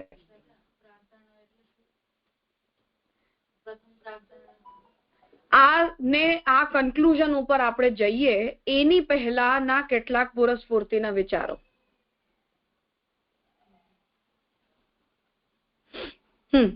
તો તાત્પર્ય એ છે કે સૃષ્ટિના વિષયમાં આપણી સમજ આવી નથી કે સૃષ્ટિ એક જ વખત ઉત્પન્ન થાય છે અને નષ્ટ થઈ ગયા પછી એ સૃષ્ટિ ખતમ થઈ જાય છે. સૃષ્ટિની એક સાયક્લિકલ પ્રક્રિયા આપણે માની છે કે જે નિરંતર ચાલતી રહે છે. યહાં वह चक्राकार रेखा में स्वीकारा गया है. તો આપણે ત્યાં સીધી રેખાની જેમ નથી, ચક્રની જેમ છે કે જે નાશ પછી ફરીથી ઉત્પત્તિ થઈ જાય અને પાછી ઉત્પત્તિ સ્થિતિ લયની સાયકલ ચાલતી રહે. क्योंकि ब्रह्म की परिभाषा यतो वा इमानि भूतानि जायन्ते येन जातानि जीवन्ति यत् प्रयन्ति अभिसंविशन्ति तद विजिज्ञासस्व तद ब्रह्म में ही जायन्ते जीवन्ति प्रयन्ति अभिसंविशन्ति यो चारों ही क्रियापदों में वर्तमान काल का प्रयोग इसकी गवाही देता है. तो वेद पोते आ बधामां भूतकाल शब्दों प्रयोग न करीने वर्तमान काल प्रयोग करे छे केम के आ प्रक्रिया निरंतर चालती ज रहे छे. अतः एकमेवा द्वितीय तत्व का अनेकवद भावापन्न होना उस सजातीय विजातीय स्वगत भेद वर्जित तत्व का सजातीय विजातीय स्वगत भेदवत्तया प्रकट होना. એટલે હવે એકમેવા દ્વિતીય જે તત્વ છે એ અનેકવદ ભાવાપન્ન થાય છે અને એ તત્વ સજાતીય વિજાતીય અને સ્વગત ભેદ રહિત તત્વ પોતે છે એ સજાતીય વિજાતીય સ્વગત ભેદ વાળા રૂપમાં પ્રકટ થાય છે. તો બ્રહ્મ પોતે માં કોઈ સજાતીય વિજાતીય સ્વગત ભેદ નથી, પરંતુ પોતે એકમાંથી જ્યારે અનેક થાય છે તો જેટલું પણ અનેક થયું છે એ બધું અનેક સજાતીય વિજાતીય અને સ્વગત ભેદ વાળું છે. देश काल स्वरूप तो अपरिच्छिन्न का अपने आप को देश काल स्वरूप के परिच्छेदों में प्रकट करना. तो ब्रह्म पोते देश काल અને સ્વરૂપથી અપરિચ્છિન્ન છે, પરંતુ જે નામરૂપ કર્મ બ્રહ્મ પોતાનામાંથી પ્રકટ કરે છે એ બધા નામરૂપ કર્મ દેશ કાલ અને સ્વરૂપથી પરિચ્છિન્ન પ્રકટ થાય છે. उस कृष्ण प्रज्ञान घन एक रस तत्व क्या अज्ञान संशय भ्रम स्मृति स्वप्न निद्रा आदि अनेक रस भावों में प्रकट होना. आ तो नामरूप कर्मों की बात थई. हवे उस विशुद्ध विज्ञानात्मक तत्व का अपने से पृथक ज्ञेयार्थतया भी प्रकट होना. तो ब्रह्म जे छे ए पोते विशुद्ध विज्ञान रूप छे, सर्वज्ञ छे. आई मीन ए जे नामरूप कर्मों रूप में प्रकट थाय छे त्यां ज्ञेय अने ज्ञातानो भेद थई जाय छे. જેમ જળ પદાર્થો છે એને પોતાનો હોવાનું જ્ઞાન નથી રહી જતું, ભલે બ્રહ્મનું રૂપ છે તો પણ, અને આપણને એ પદાર્થની સાથે પોતાના અસ્તિત્વનો પણ બોધ થઈ જાય છે. તો એક જ્ઞેય પદાર્થ બની જાય છે અને એક એનો જ્ઞાતા બની જાય છે. તો જે પોતે સર્વજ્ઞ બ્રહ્મ છે એ પોતાના આ જે શામકા જે ડિફરન્સ બતાવી રહ્યા છે એ સત ચિત અને આનંદના બાયફર્કેશન છે. તો જે સદંશમાંથી પેદા થાય છે એ સજાતીય વિજાતીય સ્વગત ભેદ યુક્ત થાય છે. એ જ સદંશમાંથી પેદા થનારામાં દેશકાલ અને સ્વરૂપના પરિચ્છેદ પ્રકટ થાય છે. આ સદંશનું એકમાંથી અનેક ભાવાપન્ન થવું છે. ચિદંશનું એકમાંથી અનેક ભાવાપન્નતા જ્ઞાનના પ્રકારોમાં પ્રકટ થાય છે. રૂપના પ્રકાર સદંશમાંથી પેદા થાય છે, જ્ઞાનના પ્રકાર ચૈતન્યમાંથી પ્રકટ થાય છે. થયું ક્લિયર? સત્તા જળ પદાર્થોના રૂપમાં પ્રકટ થાય છે. જ્ઞાનના કેટલા પ્રકારો? એક બ્રહ્મનું એક જ્ઞાન છે, જ્ઞાન ઘન છે, જ્ઞાનનું પણ અનંત જ્ઞાન છે બ્રહ્મનું. એ અનંત જ્ઞાન પોતાનામાંથી અનેક જ્ઞાનની વેરાયટીને પેદા કરે છે, જે બધા જ્ઞાન પરિચ્છિન્ન થઈ જાય છે. જેમ મને કોઈ વસ્તુનો સંશય થયો, ફોર એક્ઝામ્પલ હું દરિયા કિનારે ગઈ અને ત્યાં ચમકતી કોઈ વસ્તુ સફેદ પડેલી છે, તો મને એને જોઈને એવું થયું કે આ ચાંદી છે. આ સંશય થયો. એક ક્ષણ એવી છે કે જ્યારે મને એનામાં ચાંદી હોવાની ભ્રાંતિ થઈ. હું જેમ એની નજીક ગઈ અને મેં વસ્તુને મારા હાથમાં ઉપાડી ત્યારે મને ખબર પડી કે નહીં, આ તો ચાંદી નથી, આ તો સીપ છે. તો એ એક ક્ષણ પહેલા મને જે જ્ઞાન થયું હતું, સંશયનો જ્ઞાન થયો તો, જ્ઞાનનો પ્રકાર છે સંશય પણ એક. એ સંશયાત્મક જે જ્ઞાન થયું હતું એ સંશયાત્મક જ્ઞાન નષ્ટ થઈને મને શુદ્ધ જ્ઞાન થયું કે નહીં, આ તો સીપ છે, આ ચાંદી નથી. કોઈ વ્યક્તિને માનો સીપ જેવા પદાર્થનું જ્ઞાન જ ન હોય તો માનો એ વસ્તુ પોતાની સાથે ઉપાડીને લઈ આવે અને સોનીને જઈને બતાડે ત્યારે એ કે નહીં આ ચાંદી નથી, આ તો સીપ છે, તો એના ભ્રમનો નાશ ત્યારે જઈને થશે. પરંતુ જેમ ચૈતન્યની અંદર હું અને તમે અલગ રીતે પેદા થયા એવી રીતે જ્ઞાનની પણ આ વેરાયટી બ્રહ્મે પોતાના એ જ સર્વજ્ઞતાના જ્ઞાનમાંથી પેદા કરી. જેમ ભગવાનને કોઈ દિવસ સંશય નથી થતું, ભગવાનના સંશયનો નાશ થઈને ભગવાનને ક્યારે પણ શુદ્ધ જ્ઞાન નથી થતું. ભગવાનનું જ્ઞાન સર્વજ્ઞતાનું જ્ઞાન છે જે ઓલ ધ ટાઈમ એક રસ છે, એની અંદર કોઈ પરિવર્તન નથી. આપણા જ્ઞાનની વેરાયટીઝ છે, સ્મૃતિ છે, કેટલીક જ્ઞાન આપણને સ્મૃતિમાં છે, મને યાદ છે, એ વસ્તુ આપણી સામે નથી. સંશયાત્મક જ્ઞાન છે, વિભ્રમ છે, શુદ્ધ જ્ઞાન છે, વિપર્યાસ છે, આ બધી જ્ઞાનની ઘણી બધી વેરાયટીઝ છે. તો જેમ ભગવાને પોતાનામાંથી એક પોતાના સદંશમાંથી અનેક રૂપ પ્રકટ કર્યા, એ રૂપ સજાતીય વિજાતીય ભેદવાળા થયા, દેશકાલ સ્વરૂપના પરિચ્છેદવાળા થયા, એવી રીતે પોતાના શુદ્ધ જ્ઞાનને ભગવાને સ્મૃતિ, સંશય, જ્ઞાન વગેરેની વેરાયટીઝથી પેદા કરી. થયું? હવે ક્લિયર? તો જેમ ભગવાનના સદંશમાં સજાતીય વિજાતીય સ્વગત ભેદ નથી, દેશકાલ સ્વરૂપની સીમા નથી, એવી રીતે ભગવાનના જ્ઞાનની પણ કોઈ સીમા નથી. પરંતુ જેમ આપણું રૂપ આ બધા પરિચ્છેદોની સાથે પ્રકટ થયું એવી રીતે આપણું જ્ઞાન પણ પરિચ્છેદોની સાથે પ્રકટ થયું.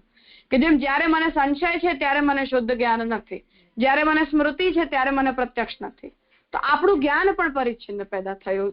એ પરિચ્છિન્ન જ્ઞાન ભગવાને પોતાના અપરિચ્છિન્ન જ્ઞાનથી જ પેદા કર્યું છે. હવે થયું ક્લિયર? એ ડિફરન્સીસ શ્યામ કાકાજી અહીંયા ડિસ્કસ કરી રહ્યા છે. तो उस विशुद्ध विज्ञानात्मक तत्व का अपने से पृथक ज्ञेयार्थतया भी प्रकट होना. तो ભગવાન માટે જ્ઞાન, જ્ઞાતા અને જ્ઞેયનો ભેદ નથી, પણ ભગવાને જ્યારે એને જગતમાં પેદા કર્યું ત્યારે આપણા બધામાં જ્ઞાન, જ્ઞાતા અને જ્ઞેયનો ભેદ પેદા થઈ ગયો. उस कृष्ण प्रज्ञान घन एक रस तत्व का अज्ञान, संशय, भ्रम, स्मृति, स्वप्न, निद्रा आदि अनेक रस भावों में प्रकट होना. ભગવાનની અંદર આ બધા ભેદ નથી.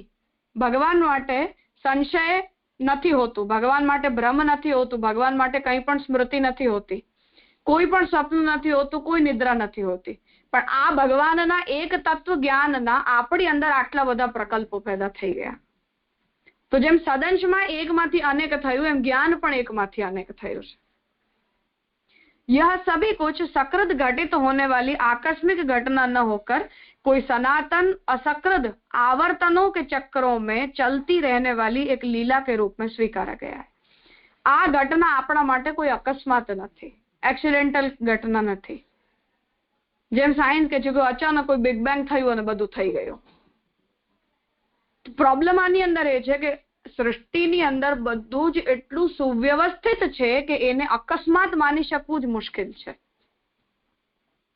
એટલે સૃષ્ટિની જે આખી પ્રક્રિયા છે એ એટલી સુવ્યવસ્થિત બનેલી છે, જે પ્રક્રિયાને આપણે હાથમાં લઈ નથી શકતા, એ સૃષ્ટિ પોતે પોતાને એ રીતે ચલાવે છે. એટલી વ્યવસ્થિત પ્રક્રિયાને કોઈ અકસ્માત માની શકવું બહુ ડિફિકલ્ટ છે. એને શ્યામ કાકાજી આજ્ઞા કરી રહ્યા છે કે બીજા લોકો માટે અકસ્માત હશે, આપણા માટે નથી. આપણા માટે કોઈ સકૃત એટલે અચાનકથી એક ક્ષણ માટે કંઈક અચાનક કંઈક થઈ ગયું, એવી સકૃત ઘટિત થવા વાળી કોઈ આકસ્મિક ઘટના નથી. પરંતુ આ એક સનાતન અસકૃત એટલે વિચારિત આવર્તનોમાં ચક્રિત થતી એક નિરંતર ઘટના છે, જે ઓલ ધ ટાઈમ ચાલતી રહે છે. એનો કોઈ આદિ અંત નથી, એ નિરંતર ચાલતી રહેતી એક પ્રક્રિયા છે. अतएव उस आत्मरमणशील चेतना में अनात्मवत जड़ जीवात्मिका सृष्टि का प्रादुर्भाव लीला रूप माना गया है. એટલે એ આત્મરમણશીલ જે શુદ્ધ બ્રહ્મની ચેતના છે એ બ્રાહ્મિકી ચેતનામાં અનાત્મવત જડ જીવાત્મિકા સૃષ્ટિનું પ્રાદુર્ભાવ લીલા રૂપ આપણે ત્યાં સ્વીકારાયું છે, કેમ કે નિરંતર ચાલતી રહેતી એક પ્રક્રિયા છે. અનાત્મવત કહેવાનો મતલબ એ છે કે ભગવાન એને પોતાનાથી વિભક્ત કરે છે, व्यतिरेक के अर्थ में. अतएव बृहदारण्यकोपनिषद में इसे यों कहा गया है, स वै नैव रेमे तस्मादेकाकी न रमते स द्वितीयमैच्छत् सः एतावान् आस यथा स्त्री पुमांसौ संपरिष्वक्तौ स इममेव आत्मानं द्वेधा अपातयत् सः अयम् ईशान चक्रे कथन्नु मा आत्मन एव जनयित्वा संभवति हन्त तिरोसानि इति सा गौः अभवत् ऋषभः इतरः ताम समेव अभवत्। जो ઉપનિષદ શું કહે છે કે એ ગાય પણ બન્યો, બળદ પણ બન્યો અને બંનેની અંદર એ સામો પણ રહ્યો બ્રહ્મ। યદિદમ કિંચન મિથુનમ તત્સર્વમ અસૃજત સો અવેદ અહમ વાવ સૃષ્ટિ અસ્મિ અહમ હિ સર્વમ અસૃક્ષી ઇતિ। અને જ્યારે એ બંનેની અંદર રિપ્રોડક્શનની ઘટના થઈ અને આખી સૃષ્ટિ ઉત્પન્ન થઈ, સ્ત્રી અને પુરુષના રૂપમાં એ વિભક્ત થયો, ત્યારે બ્રહ્મને એવી અનુભૂતિ થઈ કે આ સૃષ્ટિના રૂપમાં પણ હું જ થયો છું અને આ બધું કર્યું પણ મેં પોતે જ છે। તતઃ સૃષ્ટિ અભવત સૃષ્ટ્યામ એતસ્યામ ભવતિ ય એવમ વેદ। સૃષ્ટિના રૂપમાં એ જ થયો છે એવું તમારે જાણવું જોઈએ। તો આ ઉપનિષદ આ રીતે સૃષ્ટિની ઉત્પત્તિની પ્રક્રિયાને સમજાવે છે। एतावता सिद्ध होता है कि उस अखंड बोध रूप परम तत्व का निजात्म द्वेधा पातन, ત્યાં તો છે સુધારી લેજો, દ નથી। તો એ અખંડ બોધ રૂપ પરમ તત્વ પોતાની જ આત્માને બે પાર્ટ્સમાં વિભાજિત કરે છે। અર્થાત વિષય और વિષયી बनना આ વલ્લભ વેદાંત આવી રહ્યો છે। પ્રત્યક્ષની પ્રક્રિયામાં એક વિષય છે અને બીજો વિષયી છે। તો તત્વતઃ જ્યારે બ્રહ્મ પોતે જ બધું બન્યા છે ત્યારે આપણા તાત્વિક રીતે વિષય અને વિષયીના ભેદમાં પણ બ્રહ્મ પોતે જ થયા છે। બ્રહ્મ જ વિષય પણ બન્યો છે અને બ્રહ્મ જ વિષયી પણ બન્યા છે। આંખ મિચોની કે જैसी કોઈ ક્રીડા है, તો આંખ મિચોની આની અંદર ચાલી રહી છે, કોઈ બહુ સિરિયસ મોટી ઘટના નથી। अर्थात छिपे हुए विषय को विषयी खोज रहा है और विषयी के छिप जाने पर उसे विषय खोजने लग जाता है। यह निरंतर चक्रवत चलती लीला में उस एक मेवा द्वितीय तत्व का अनेकवद भावापन्न होना और अनेकवद भावापन्न हो जाने पर पुनः अपनी एकमेवा द्वितीय को खोजने लग जाना ही सृष्टि प्रलय के चक्रतया उपनिषदों में प्रतिपादित हुआ है। तो भगवान एकमांथी अनेक થઈ જાય, પછી બધું સમેટી લેવાની ઈચ્છા થઈ જાય ત્યારે બધા અનેકને પોતાની અંદર સમેટીને પાછા એક થઈ જાય। પાછા એક થાય અને બોર થઈ જાય તો પાછું એમ થાય કે હવે ફરીથી હું પોતાની અંદરથી બધું પેદા કરું, તો ફરીથી ઉત્પન્ન કરી દે। તો આમ છુપમ છુપાઈ આપણે રમતા હોઈએ એ રીતે ભગવાન પોતાની અંદર પોતાના નામરૂપ કર્મોને તિરોહિત કરી દે। તિરોહિત નામરૂપ કર્મોને પાછા જોવાની એમને ઈચ્છા થાય ત્યારે પાછા પોતાની અંદરથી બહાર કાઢી દે। એ રીતે ચક્રવત ચાલતી આ એક અનંત પ્રક્રિયા છે। हमारा जिज्ञास्य विषय प्रत्यक्ष प्रमाण भी इस प्रक्रिया में अपवाद हो नहीं सकता है। આપણે જે પ્રત્યક્ષ પ્રમાણની ચર્ચા કરી રહ્યા છીએ એ પણ આ જ પ્રક્રિયાના અંતર્ગત ચાલતી એક અવાંતર પ્રક્રિયા છે।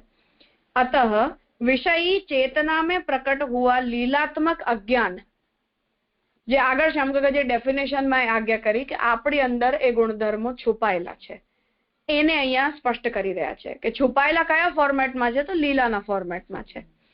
अतः विषयी चेतना में प्रकट हुआ लीलात्मक अज्ञान, ए अज्ञान लीलात्मक है। भगवान ए अविद्या ने लीलार्थ प्रकट करे छे जीवात्मा में। लीलात्मक अज्ञान विषय के बारे में इच्छा यत्न उपलब्धि के अनुरोधवश परोक्ष अपरोक्ष अवभासों से निराकृत होने की एक क्रीड़ा है। જ્યારે એની અંદર એ લીલાત્મક અજ્ઞાન જીવાત્માની અંદર આવે છે ત્યારે એને સામેવાળા વિષયને જોઈને એને જોવાની ઈચ્છા થાય છે, એને પ્રાપ્ત કરવાની ઈચ્છા થાય છે અથવા વિષયને રિલીઝ કરવાની ઈચ્છા થાય છે।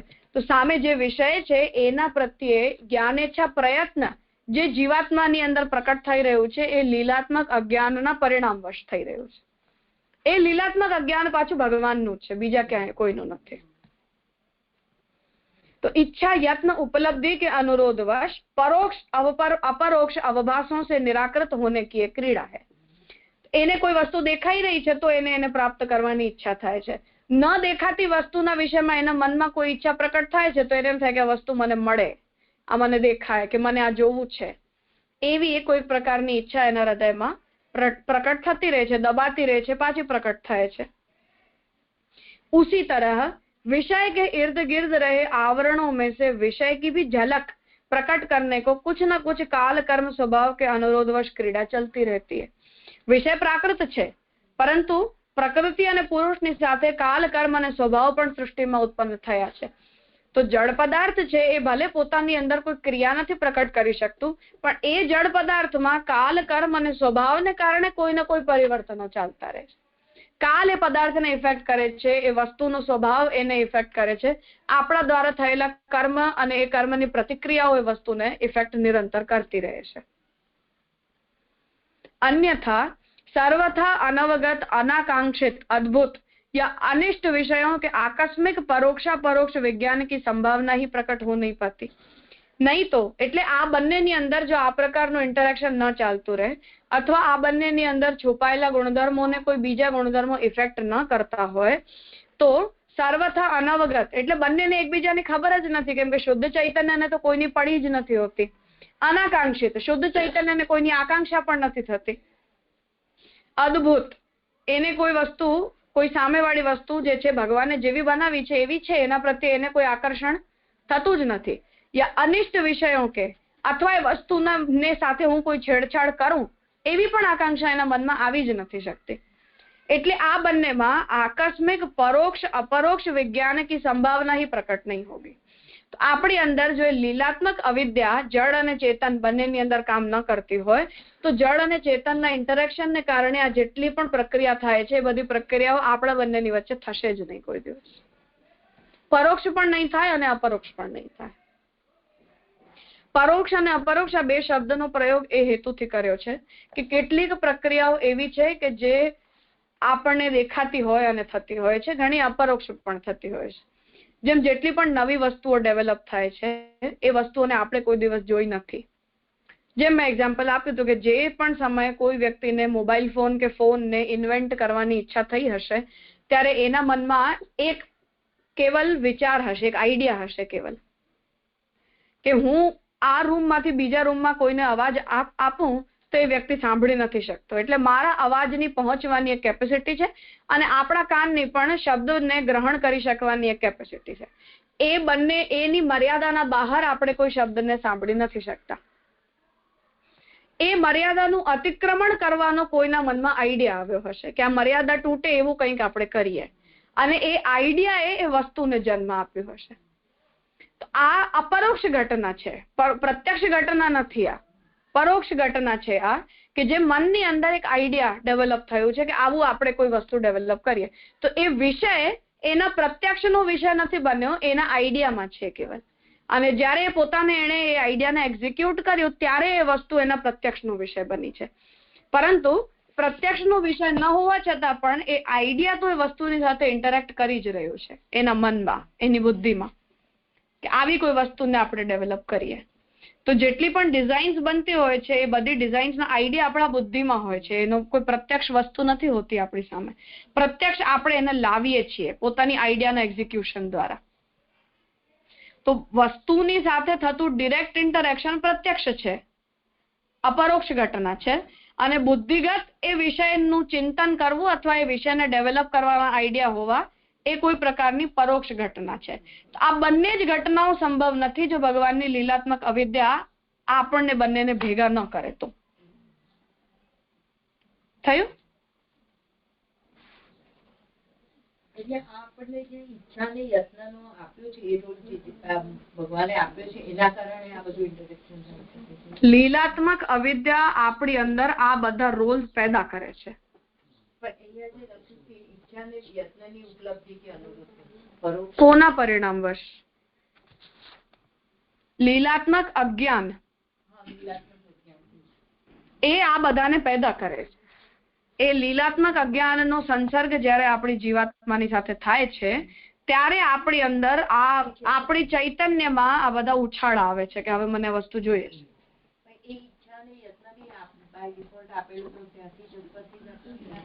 દરેક નામરૂપ કર્મની અંદર જ્ઞાનેચ્છા પ્રયત્નનું સામર્થ્ય તો છે જ, પણ એ જ્ઞાનેચ્છા પ્રયત્નનું એક્ઝિક્યુશન લીલાત્મક અવિદ્યાના સંપર્કથી થાય છે.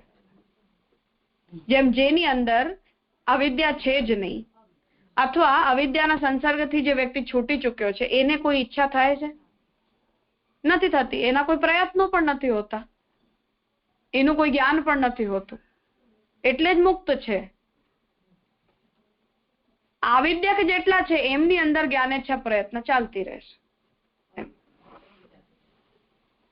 एतावता सिद्ध होता है कि प्रत्येक वस्तु ज्ञान विषय बनकर विषयी ज्ञान के साथ जुड़ना चाहती है और प्रत्येक चेतना आत्मरत रहने के बजाय ज्ञेयार्थ विषयणी बनना चाहती है.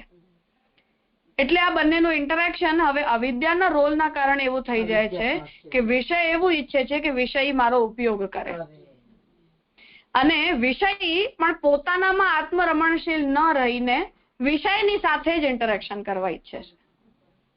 એટલે જેમ કોઈ આપણને એમ કહે કે તમે ધ્યાન કરો, આંખો બંધ કરો, કાન બંધ કરો ને બધા જ વિષયોને પોતાના મનમાંથી હટાવી દો. તો બહુ અભ્યાસ હોય તો કલાક, 2 કલાક, 3 કલાક બસ, પછી આપણી ઇન્દ્રિયોને એના વિષયો પાછા જોઈએ છે. તો આપણી જે ઇન્દ્રિયો છે એ પાછા એ વિષયની સાથે ઇન્ટરેક્ટ કરવા માંગે છે.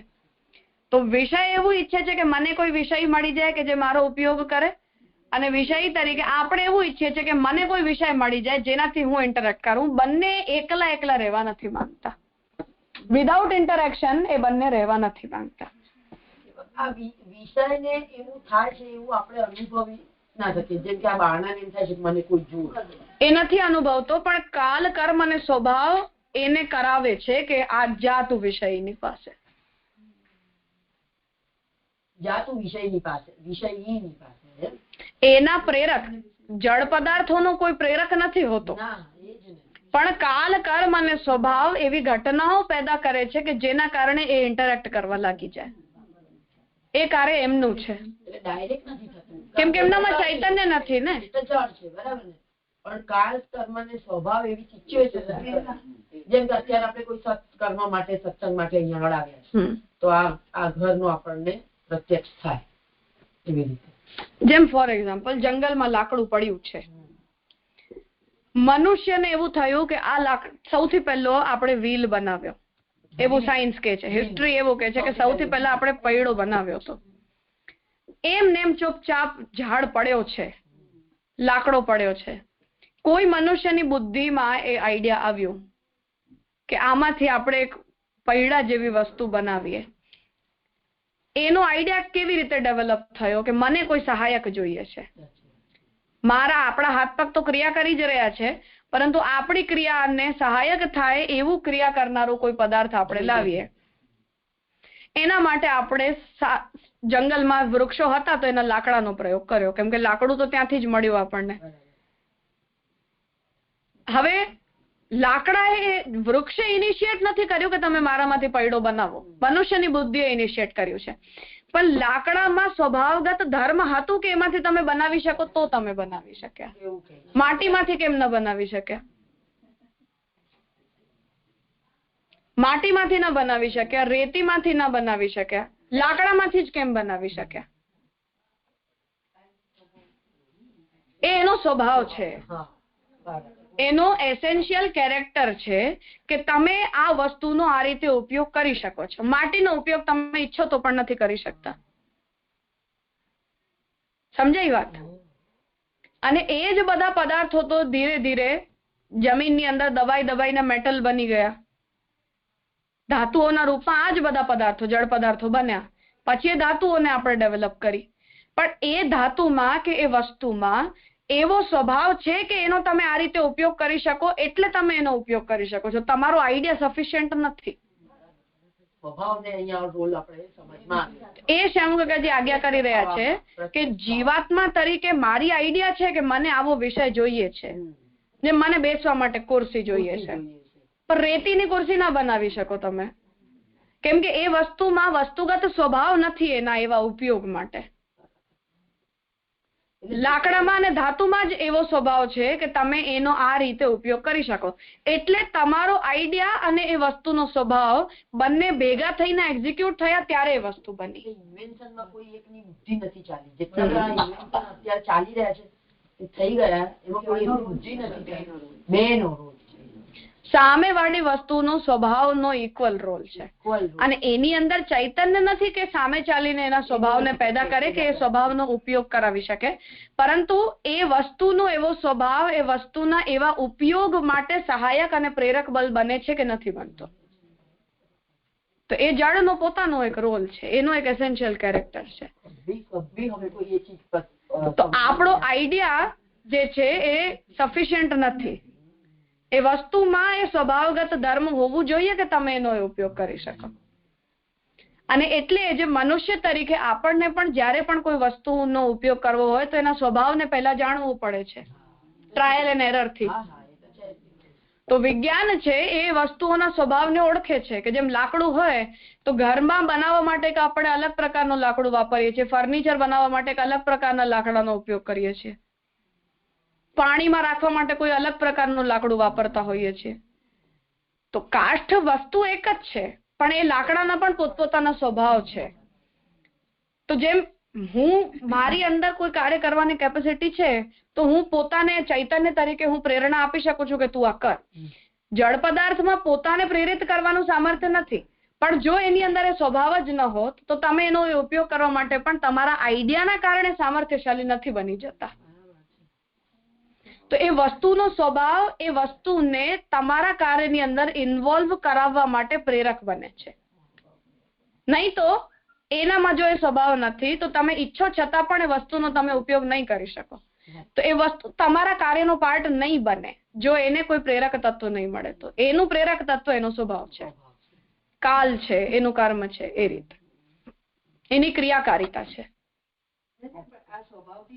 રાજા, વિષય માટે પણ આપણે જ્ઞાનેચ્છા પ્રયત્નની સાથે સાથે કાલ કર્મ સ્વભાવને રિસ્પોન્સિબલ ગણી શકીએ? હા, બિલકુલ. જી રાજા.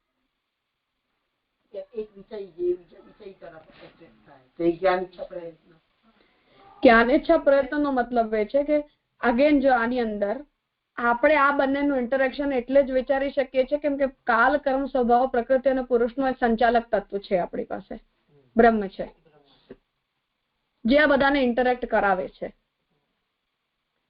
જેમ કપિલ ગીતામાં સૃષ્ટિની ઉત્પત્તિનું જે ચરિત્ર આવે છે એમાં જે વાત આવી કે ભગવાને પંચમહાભૂતોને પેદા કરી દીધા, પૃથ્વી, જલ, તેજ, વાયુ અને આકાશ. અને એ પાંચેને જયારે પેદા કર્યા ભગવાને ત્યારે એ પાંચે એકબીજાની સાથે મિશ્રિત જ નહોતા થઈ શકતા. અગ્નિ એવું કીધું કે પાણી તો મને બુઝાવી દે છે, પૃથ્વીએ તો એવું કીધું કે વાયુ તો મને ઉડાડી જ નાખે છે, જલ એમ કે છે કે હું અગ્નિને બુઝાવવા જાઉં છું ત્યારે વાયુ એને વધારે જોર આપી દે છે. તો એ પાંચે તત્વો એકબીજાની સાથે ભેગા નતા થઈ શકતા, અને જો ભેગા ના થાય તો વસ્તુ પેદા કેવી રીતે થાય? પાંચે અલગ પડ્યા હતા. ને પછી ભગવાને પાંચેની આત્મા તરીકે એમની અંદર અંતર પ્રવિષ્ટ થયા અને પછી એ પાંચેનો આંતર સંયોગ થયો. આવું જ કાલકર્મ સ્વભાવ પ્રકૃતિ અને પુરુષની સાથે પણ થાય છે આપણી સિદ્ધાંત પ્રમાણે.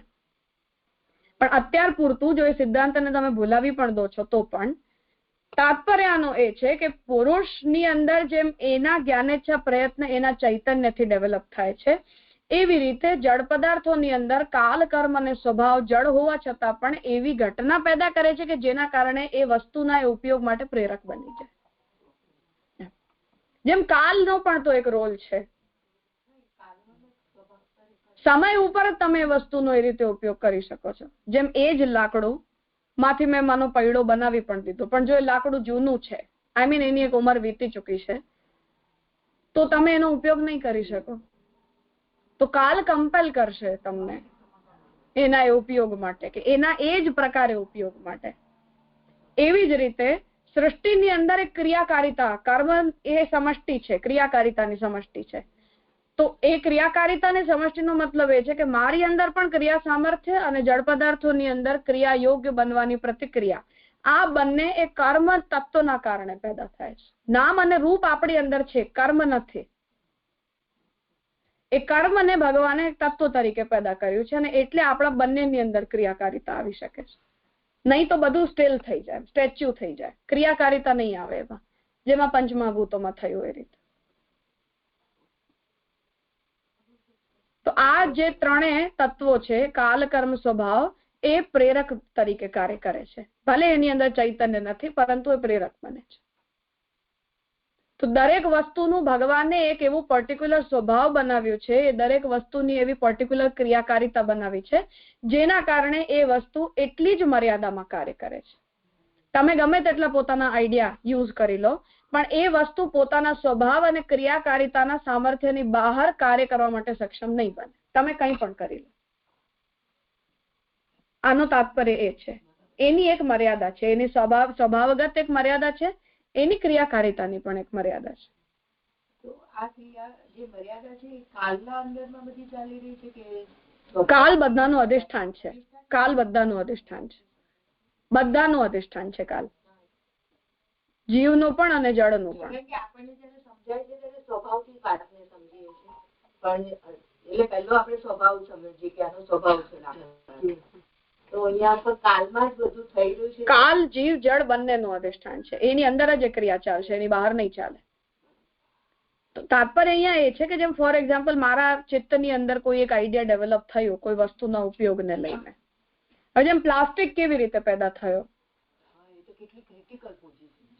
એ વિચારથી પેદા થયું કે આપણને કોઈ એવી વસ્તુ જોઈએ કે જે નષ્ટ ન થાય. પંચમહાભૂતોની ઇફેક્ટ ધાતુ ઉપર પણ છે, લાકડા ઉપર પણ છે, દરેક વસ્તુ ઉપર છે. બધી વસ્તુની એક ઉંમર જોઈ આપણે, એટલે એના નાશની પ્રક્રિયાને જોયા પછી કોઈ અવિનાશી તત્વોને પેદા કરવાનો એક પ્રકલ્પ છે કે ચલો લાકડા કરતા ધાતુ મજબૂત છે. ધાતુઓમાં પણ પરસ્પર મજબૂતીના પોતાના એક દાયરા છે. કોઈ ધાતુ વધારે મજબૂત હોય છે, કોઈ ધાતુ એના કરતા ઓછી મજબૂત હોય છે, પણ કેટલી પણ મજબૂતી લાવ્યા એક એની ઉંમર છે.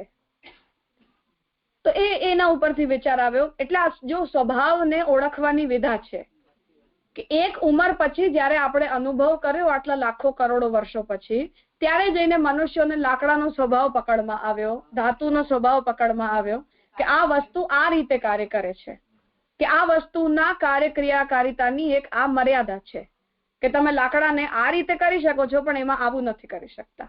જેમ લાકડું હોય તો એની તમે સીધી પટ્ટી બનાવી લો, એને તમે કોતરી નાખો, એનું ગોળ બનાવી લો, પણ એને તમે ઈચ્છો એવું શેપ નથી આપી શકતા. એ એની મર્યાદા હતી, જે મર્યાદાને લાકડામાં આપણે ઓવરકમ ન કરી શક્યા કેમ કે એનો સ્વભાવગત ધર્મ એ નહીં હતો.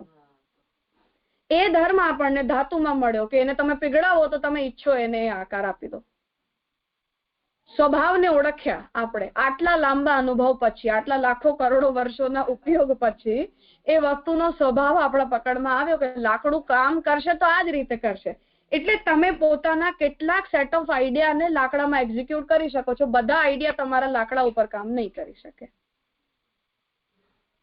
સમજમાં આવી વાત? આ એના સ્વભાવ છે, એના વસ્તુગત સ્વભાવ છે, જે સ્વભાવને બદલવાનું મનુષ્યમાં સામર્થ્ય નથી.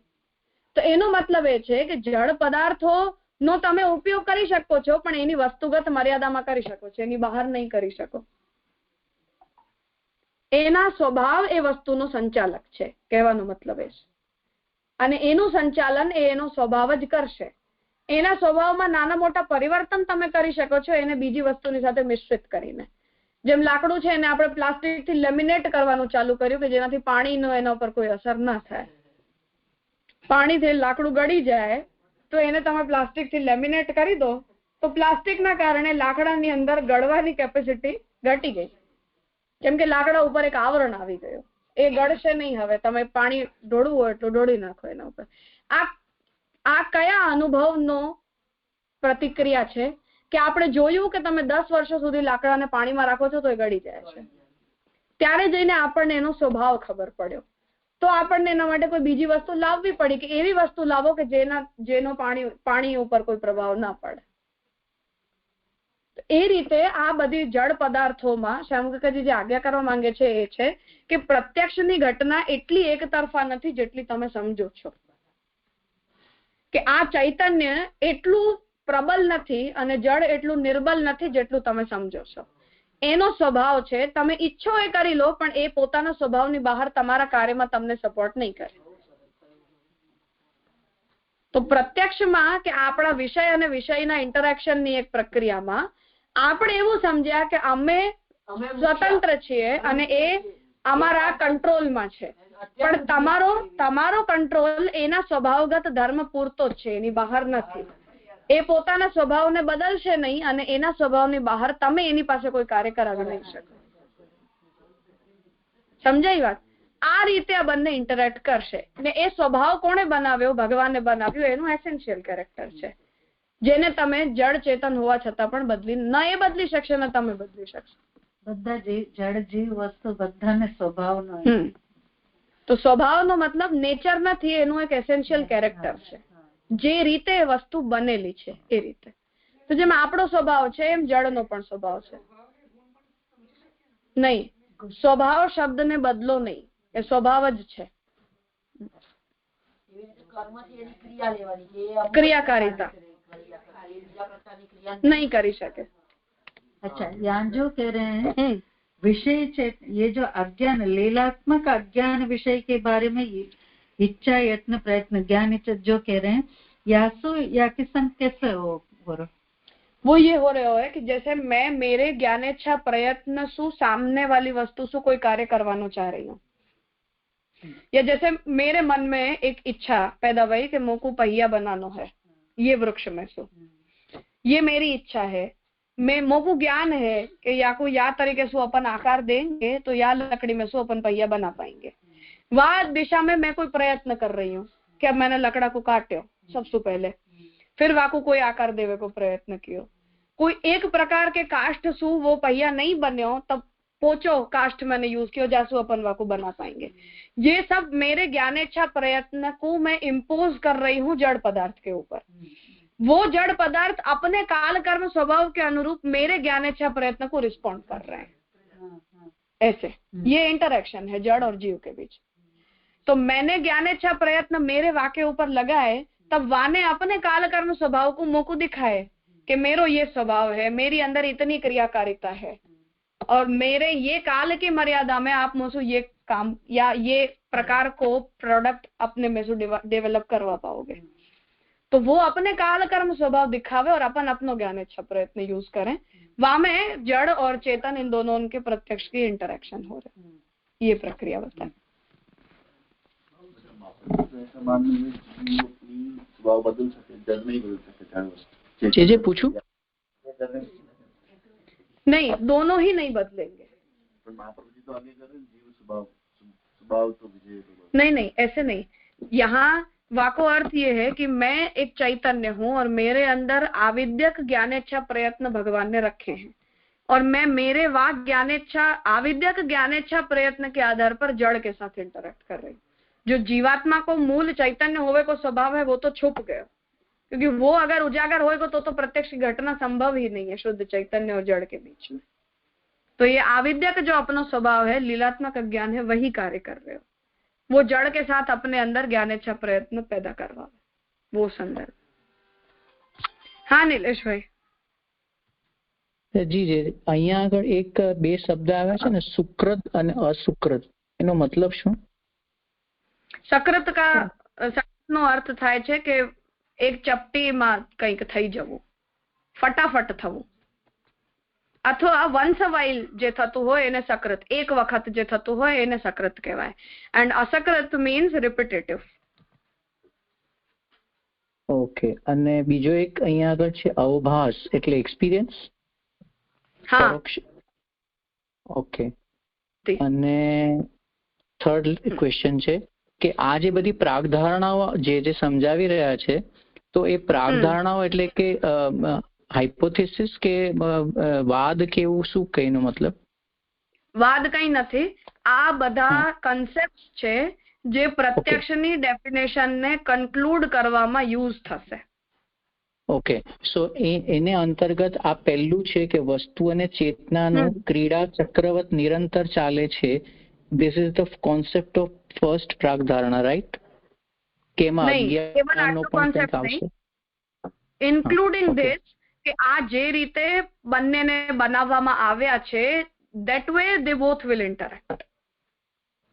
અચ્છા, એટલે આપે જે કાલ કર્મને કહ્યું તે. હા, આમની ઉત્પત્તિ આ રીતે આપણે માની છે એક વાત કન્સેપ્ચ્યુઅલી કે આ અનંત ચાલતી પ્રક્રિયા છે. એક વખતની ઉત્પત્તિ અને એક વખતનું નાશ નથી, ફર્સ્ટ થિંગ. સેકન્ડ થિંગ કે આ બંનેને ભગવાને કોઈ એક પર્ટિક્યુલર કાલકર્મ સ્વભાવ સાથે જડ પદાર્થોને બનાવ્યા છે અને જીવાત્માને પોતાની લીલાત્મક અવિદ્યા સાથે બનાવ્યા છે. And in that particular format both these will interact with each other. Okay. કેમ કે આ ઉત્પત્તિનો જ આ ફોર્મેટ છે કે જીવાત્મા પેદા જ થઈ છે લીલાત્મક અજ્ઞાનના સાથે, અને જળ પદાર્થો પેદા જ થયા છે કાલ કર્મ અને સ્વભાવની સાથે. તો આ જેવા પેદા કરવામાં આવ્યા છે, in that particular way they will interact. આ મર્યાદાની બહાર નહીં, કેમ કે એની બહાર ઇન્ટરેક્શન જ પોસિબલ નથી. જબરજસ્ત કોન્સેપ્ટ છે. Thank you. मेरे पूछने का मतलब कोई एक ग्रंथ में महाप्रभु जी मार्गदर्शन कर रहे हैं स्वभाव विजय भरे हाँ, पर वो तो अविद्या के बाहर निकल के अपन जो अपनो स्वभाव बनावे, वो शुद्ध चैतन्य होवे को.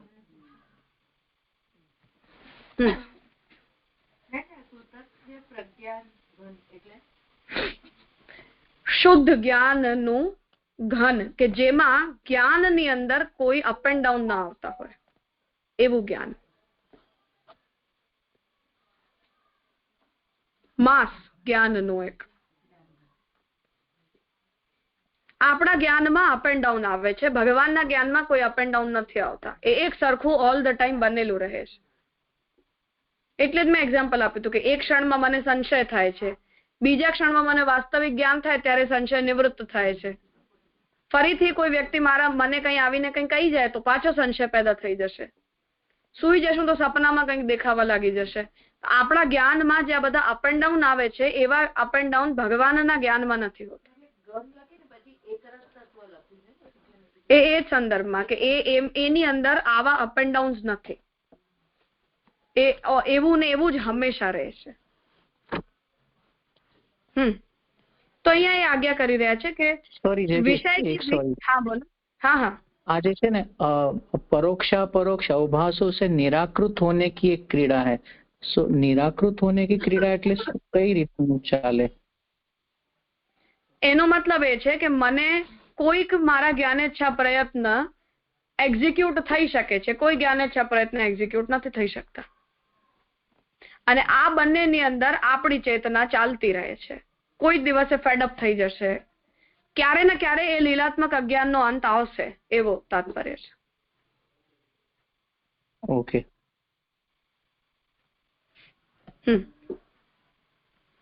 તો એ આજ્ઞા કરી રહ્યા છે કે વિષય જે છે જીવાત્મા, એમાં જ્ઞાનેચ્છા પ્રયત્નના કારણે અપ એન્ડ ડાઉન્સ ચાલ્યા કરે છે, અને જે જડ વિષય છે એમાં કાલ કર્મ અને સ્વભાવના કારણે કોઈ ને કોઈ અપ એન્ડ ડાઉન ચાલ્યા કરે છે. તો જેમ અપ એન્ડ ડાઉન નો મતલબ એ છે કે જેમ શુદ્ધ લાકડું છે એનો કોઈ એક પર્ટિક્યુલર સ્વભાવ છે. લાકડાની અંદર મેં કંઈક મિશ્રિત કર્યું તો એ મિશ્રિત પદાર્થના આધારે પોતાના સ્વભાવમાં કોઈ પરિવર્તન લાવે છે. જેમ લેમિનેટેડ લાકડું છે, પ્લાસ્ટિક થી લેમિનેટેડ લાકડું છે, એ પોતાના સ્વભાવમાં પ્લાસ્ટિક મિશ્રિત લાકડાના કોઈક એટ્રીબ્યુટ્સ પેદા કરી દેશે.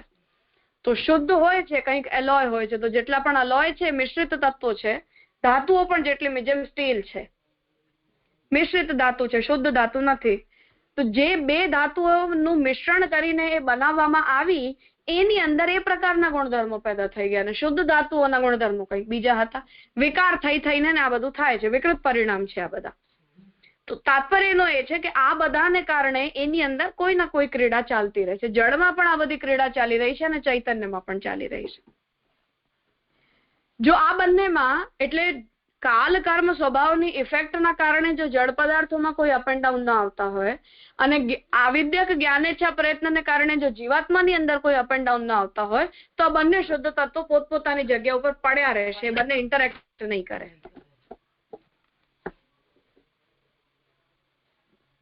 હવે આનો તાત્પર્ય એ છે કે જેમ ફોર એક્ઝામ્પલ ભગવાને સાયન્સના પ્રમાણે એમ સમજી લો કે મનુષ્ય તો કે દિવસના પેદા થઈ ગયા હતા, યા વાંદરામાંથી મનુષ્ય થયા, એ ઇવોલ્યુશનની જો પ્રક્રિયા પણ આપણે માની લેતા હોઈએ તો પણ આ બધામાં કાલ કર્મ સ્વભાવ જ્ઞાન ઈચ્છા અને પ્રયત્ન આ બધાના સંમિલિત રોલ છે, કોઈ એકનું નથી. જેમ જ્યારે પણ આપણું શરીર, જેને એડેપ્ટેશન કે છે સાયન્સ, કે જેમ જે સમય આપણે બરફમાં રહેતા હતા ત્યારે આપણા શરીર ઉપર રૂવાટાઓ હતા, જેમ જાનવરોની અંદર હોય છે. કેમ કે આપણને કપડા બનાવવાનું સૂઝ્યું નહોતું ત્યારે. એ રૂવાટાઓ, જેમ જાનવરો કપડા નથી પહેરતા પણ એમના શરીરની રૂવાટીઓ એમના શરીરને પ્રોટેક્ટ કરે છે, એમના શરીરના તાપમાનને જાળવી શકે છે. હવે કાલની અંદર એ પરિવર્તન આવ્યું, જ્યારે આઈસ એજ હતું એ સમયે આખી પૃથ્વી બરફથી ઢંકાયેલી હતી. એ ટાઈમમાં આપણા શરીર એ રીતે બનેલા હતા. હવે લાખો કરોડો વર્ષો પછી જ્યારે તાપમાન વધ્યું, સૂર્યની નજીક આપણે આવ્યા અને ધીરે ધીરે એ બરફ પીગળવાનું શરૂ થયું, એમ એમ એ રૂંવાટાઓનો ઉપયોગ પણ ઓછો થતો ગયો, એટલે આપણા શરીરને એની આવશ્યકતા ન પડી. જો આ કાલ, કર્મ, સ્વભાવ અને આપણા જ્ઞાનેચ્છા પ્રયત્નના સંમિશ્રણ છે. હું એ વાત સમજાવવા માંગી રહી છું કે પ્રકૃતિ અને ચેતના બંને કામ કેવી રીતે કરે છે. તો મનુષ્યએ પોતાના તરફથી એવો પ્રયાસ નતો કર્યો કે મારા શરીર ઉપર રૂંવાટા આવે. એ જ રીતે મનુષ્યએ એ રૂંવાટા મારા શરીરમાં ઘટી જાય એવો પણ કોઈ પ્રયત્ન નતો કર્યો. પણ કાલે જેમ કાલચક્રમાં પરિવર્તન આવ્યું, પૃથ્વીના એસેન્શિયલ સ્વભાવમાં જેવી રીતે પરિવર્તન આવ્યું, એ રીતે આપણા શરીરના પ્રકારમાં પણ પરિવર્તન પોતે પોતે આવી ગયું. એના માટે આપણે કોઈ પ્રયત્ન નથી કર્યો. આ ધીરે ધીરે થાય છે પ્રક્રિયા. જેમ મારું જ એક્ઝામ્પલ આપું કે મારી અક્કલદાઢ જ્યારે દુખીને હું ડોક્ટરને બતાવવા માટે ગઈ, ત્યારે ડોક્ટરે મને એમ કહ્યું કે મનુષ્યનો દાંતનો ઉપયોગ હવે ઘટી ગયો છે. એટલે એની જેમ આપણે જે સમય ઘાસ ખાવું પડે કે નોન વેજીટેરિયન ફૂડ ખાવું પડે, અનકુકડ ફૂડ, અગ્નિથી જેને તપાવ્યું ન હોય એવી વસ્તુ જ્યારે ખાવી પડે ત્યારે તમારા દાંતનો ઉપયોગ વધારે હોય. જેટલી વસ્તુઓને તમે કુક કરીને પ્રોસેસ કરીને એને સરળ બનાવતા જાઓ એમ એમ તમારા દાંતનો ઉપયોગ ઘટતો જાય. એટલે એ ડોક્ટરે મને એવું કીધું કે મનુષ્યના જડબાની સાઈઝ હવે નાની થતી જાય છે. એટલે જે પ્રાકૃત રીતે આપણને જેટલા દાંતની સંખ્યા ભગવાને આપી હતી એનો ઉપયોગ હવે ઓછો થતો જાય છે. તો આપણી 10-12 જનરેશન એવી હશે કે જ્યાં સુધી અક્કલદાઢ આવશે અને પછી આવતી બંધ થઈ જશે, કેમ કે એનો તમને યુઝ જ નથી હવે. આ જો કાલ, કર્મ અને સ્વભાવનો પરિવર્તન છે, આ વોલેન્ટરી પરિવર્તન નથી. મેં નથી એવું ઈચ્છ્યું કે આવું થાય, પણ જેમ મેં એનો ઉપયોગ કરતા બંધ કરી દીધું એમ એમ મારા શરીરના એ અંગોએ પણ પોતાની ઉપયોગિતા વિચારી લીધી કે અમારી આને જરૂર નથી. સમજાય વાત? અહીંયા જે શ્યામકાકાજી આજ્ઞા કરવા માંગી રહ્યા છે એ છે કે વિષય અને વિષય આ રીતે ઇન્ટરેક્ટ કરે છે. આપણને નથી ખબર પડતી કે કાલનો આપણા ઉપર શું પ્રભાવ પડી રહ્યો છે. જે કાલ તત્વ ભગવાને પેદા કર્યું છે એ કાલનો આપણા ઉપર શું પ્રભાવ પડી રહ્યો છે આપણે નથી જોઈ શકતા, પણ 10-12 કરોડ વર્ષોના ટાઈમ ગેપમાં જયારે આપણે જોઈએ ત્યારે આપણને કાલના ખંડોમાં એ પ્રભાવ દેખાય છે કે આ રીતે આપણા શરીરે કાલની સાથે, સમયની સાથે, સ્વભાવની સાથે આટલા પરિવર્તનો કરી નાખ્યા. આ 1-2 વર્ષોમાં આપણને ડિફરન્સ નથી દેખાતું. તો અહીં જે શ્યામકાકાજી આજ્ઞા કરવા માંગી રહ્યા છે એ છે કે જીવાત્માની અંદર ચૈતન્ય તરીકે આપણને જેમ આપણા જ્ઞાનેચ્છા પ્રયત્નોમાં ચેન્જીસ દેખાય છે, એવા મોટા મોટા ચેન્જીસ આપણને જળ પદાર્થોમાં કાલ, કર્મ અને સ્વભાવના નથી દેખાતા, પરંતુ એ કાર્ય કરી રહ્યા છે. અને એની સાથે જયારે આપણે ઇન્ટરેક્ટ કરવાનું શરૂ કરીએ ત્યારે આપણને એમના રોલ દેખાતા શરૂ થાય છે કે અચ્છા વસ્તુ આ રીતે કામ કરે. અન્યથા સર્વ હા બોલો. એક પ્રશ્ન છે, થોડો ડેવિએટેડ છે પણ સંલગ્ન છે પ્રશ્ન, ઇન ધ સેન્સ કે જે પ્રમાણે મહાપ્રભુ જે આજ્ઞા કરે છે કે ભાઈ દરેક પદાર્થમાં એક તો દશવિધ લીલા છે અને બીજી વાત કે દરેક પદાર્થનું આધિભૌતિક, આધ્યાત્મિક અને આધિદૈવિક સ્વરૂપ છે. તો પ્રશ્ન એ છે જળ પદાર્થના સેન્સમાં જેમ આપે કહ્યું કે કાલ બધાનું અધિષ્ઠાન છે, તો એ કાલના સંદર્ભમાં આપણે એનું આધિદૈવિક સ્વરૂપ સમજવું, કર્મના સંદર્ભમાં કારણ કે ઇન્ટરેક્શન પર સંભવિત છે અને રિસ્પોન્સિબલ છે પુરુષ અને પ્રકૃતિ વચ્ચે, તો એટલે ત્યાં આધ્યાત્મિક થશે અને સ્વભાવ તરીકે આધિભૌતિક થશે. Can we interpret like this? હા, બરાબર છે. જી રાજા. તત્વતઃ ભગવાન જે રીતે એને મેનેજ કરે એ એનો આધિદૈવિક ફેક્ટર્સ છે. આપણી અંદર વ્યષ્ટિ બનીને જયારે બધા કાર્ય કરવા લાગી જાય ત્યારે આપણા લેવલ ઉપર એ બધા આધિભૌતિક થઈ જાય છે. જી રાજા. एतावता सिद्ध होता है कि प्रत्येक वस्तु ज्ञान विषय बनकर विषयी ज्ञान के साथ जुड़ना चाहती है और प्रत्येक चेतना आत्मरत होने के बजाय ज्ञेयार्थ विषयणी बनना चाहती है. तो જે જીવાત્મા છે એ પણ આત્મરત બનવા નથી માંગતી, એટલે એ વિષયોને ગોતે છે કે હું પોતાનામાં સંતુષ્ટ નથી, મને બહારના બધા વિષયોની સાથે ઇન્ટરેક્ટ કરવું છે. અને એ વસ્તુ ભલે આપણી સાથે ઇન્ટરેક્ટ ન કરવા માંગતી હોય પણ કાલ જે વસ્તુ कर्म स्वभाव एना प्रेरक बनी जाए. यदि यह क्रीड़ा चक्रवत नैरंतर्य लिए हुए न होती तो सभी के लिए सीधी रुजुरेखा के रूप में निर्विकल्प समाधि की अवस्था को पा लेना एक सुलभ सिद्धि ही हो जाती। तो जो आ चक्रवत प्रक्रिया न होत અને એક સીધી રેખાની જેમ હોત કે હવે આ બધા અંત સુધી આવતા જઈ રહ્યા છે, જો એવું હોત તો આપણે બધા જ નિર્વિકલ્પક સમાધિની અવસ્થા ઉપર આવી જાત કે હવે મારી ચેતનાને કોઈ વસ્તુની જરૂર નથી અને કાલ કર્મ સ્વભાવ પણ સ્ટેબલ થઈ જાય કે અમને પણ જીવાત્માની સાથે ઇન્ટરેક્ટ નથી કરવું। તો પ્રકૃતિ અને પુરુષ આ બંને સ્ટેબલ થઈ જાત, ઇન્ટરેક્ટ કરતા બંધ થઈ જાત અને બધા નિર્વિકલ્પક સમાધિ થઈને સૃષ્ટિનો અંત આવી જાત। निष्कर्षतया प्रत्यक्षानुभूति विषय और विषयी दोनों में निगूढ़ संभावना के तौर पर रहे हुए अनभिव्यक्त गुणधर्मों की अन्योन्य सहयोगवश उभरने वाली कोई वास्तविकता या अभिव्यक्ति है, यह सिद्ध हो जाता है। तो जे डेफिनेशन આપણે સિદ્ધાંત પક્ષ તરીકે ડેવલપ કરી હતી એ વ્યાખ્યા સિદ્ધ થાય છે કે આવું જ થશે, આના સિવાય બીજું કંઈ નહીં થાય।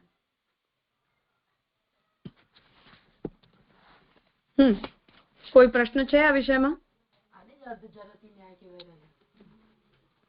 બંનેનું ઇન્ટરેક્ટ કરવું કમ્પલસરી છે અને બંનેના આવા પરસ્પર ઇન્ટરેક્શન થી જ કાર્ય થશે, એક તરફા કંઈ પણ નહીં થાય। થઈ પ્રથમ ક્લિયર? જી જી એકદમ ક્લિયર થઈ ગયું।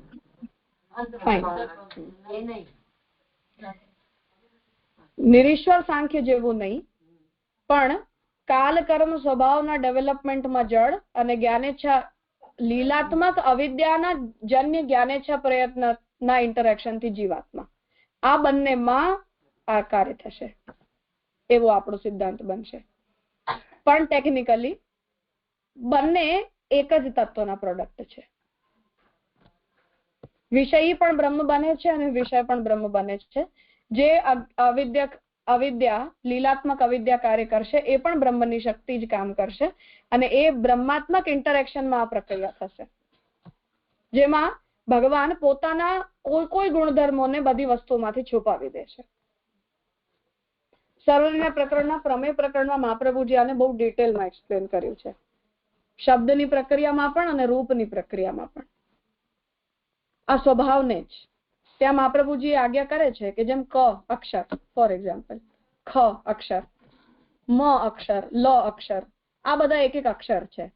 ક, મ અને લ આ ત્રણ અક્ષરમાંથી કમલ શબ્દ બન્યો, સ્વતંત્ર અક્ષરો છે આ ત્રણે।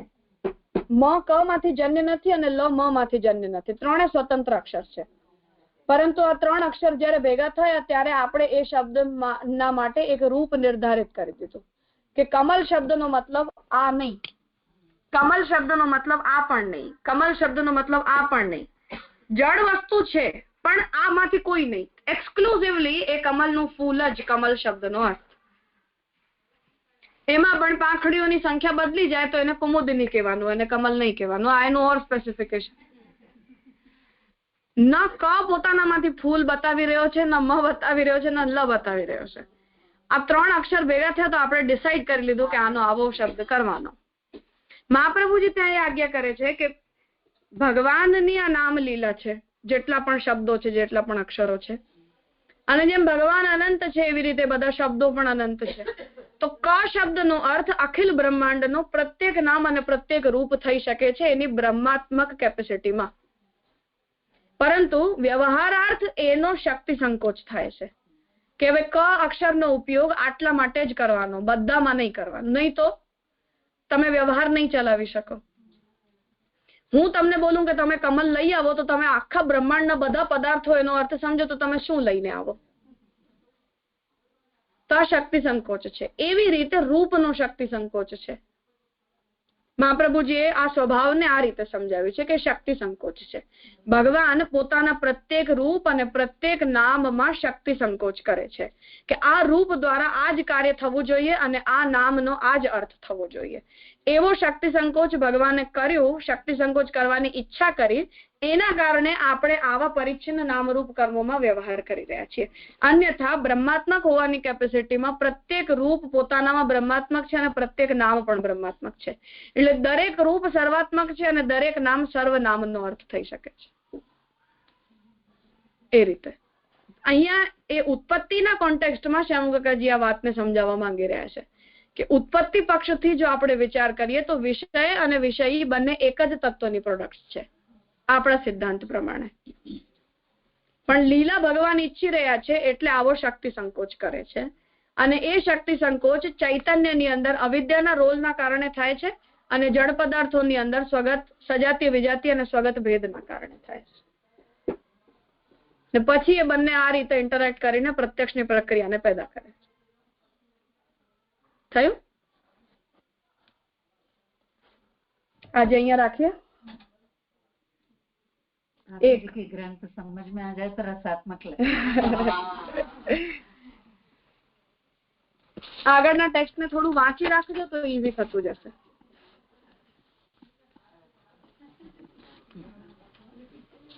દ્રઢઈન ચરણન કેરો ભરોસો, દ્રઢઈન ચરણન કેરો, श्रीवल्लभ नखचंद्र छटाविन सब जग माज अंधेरो भरोसो, दृढ़इन चरणन केरो, धन और नहीं कली में जासो होय निवेरो, सूर कहा कहे द्विविध आंधरो, बिना मोल को चेरो भरोसो, दृढ़इन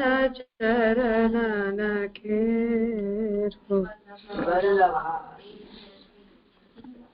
प्रणाम.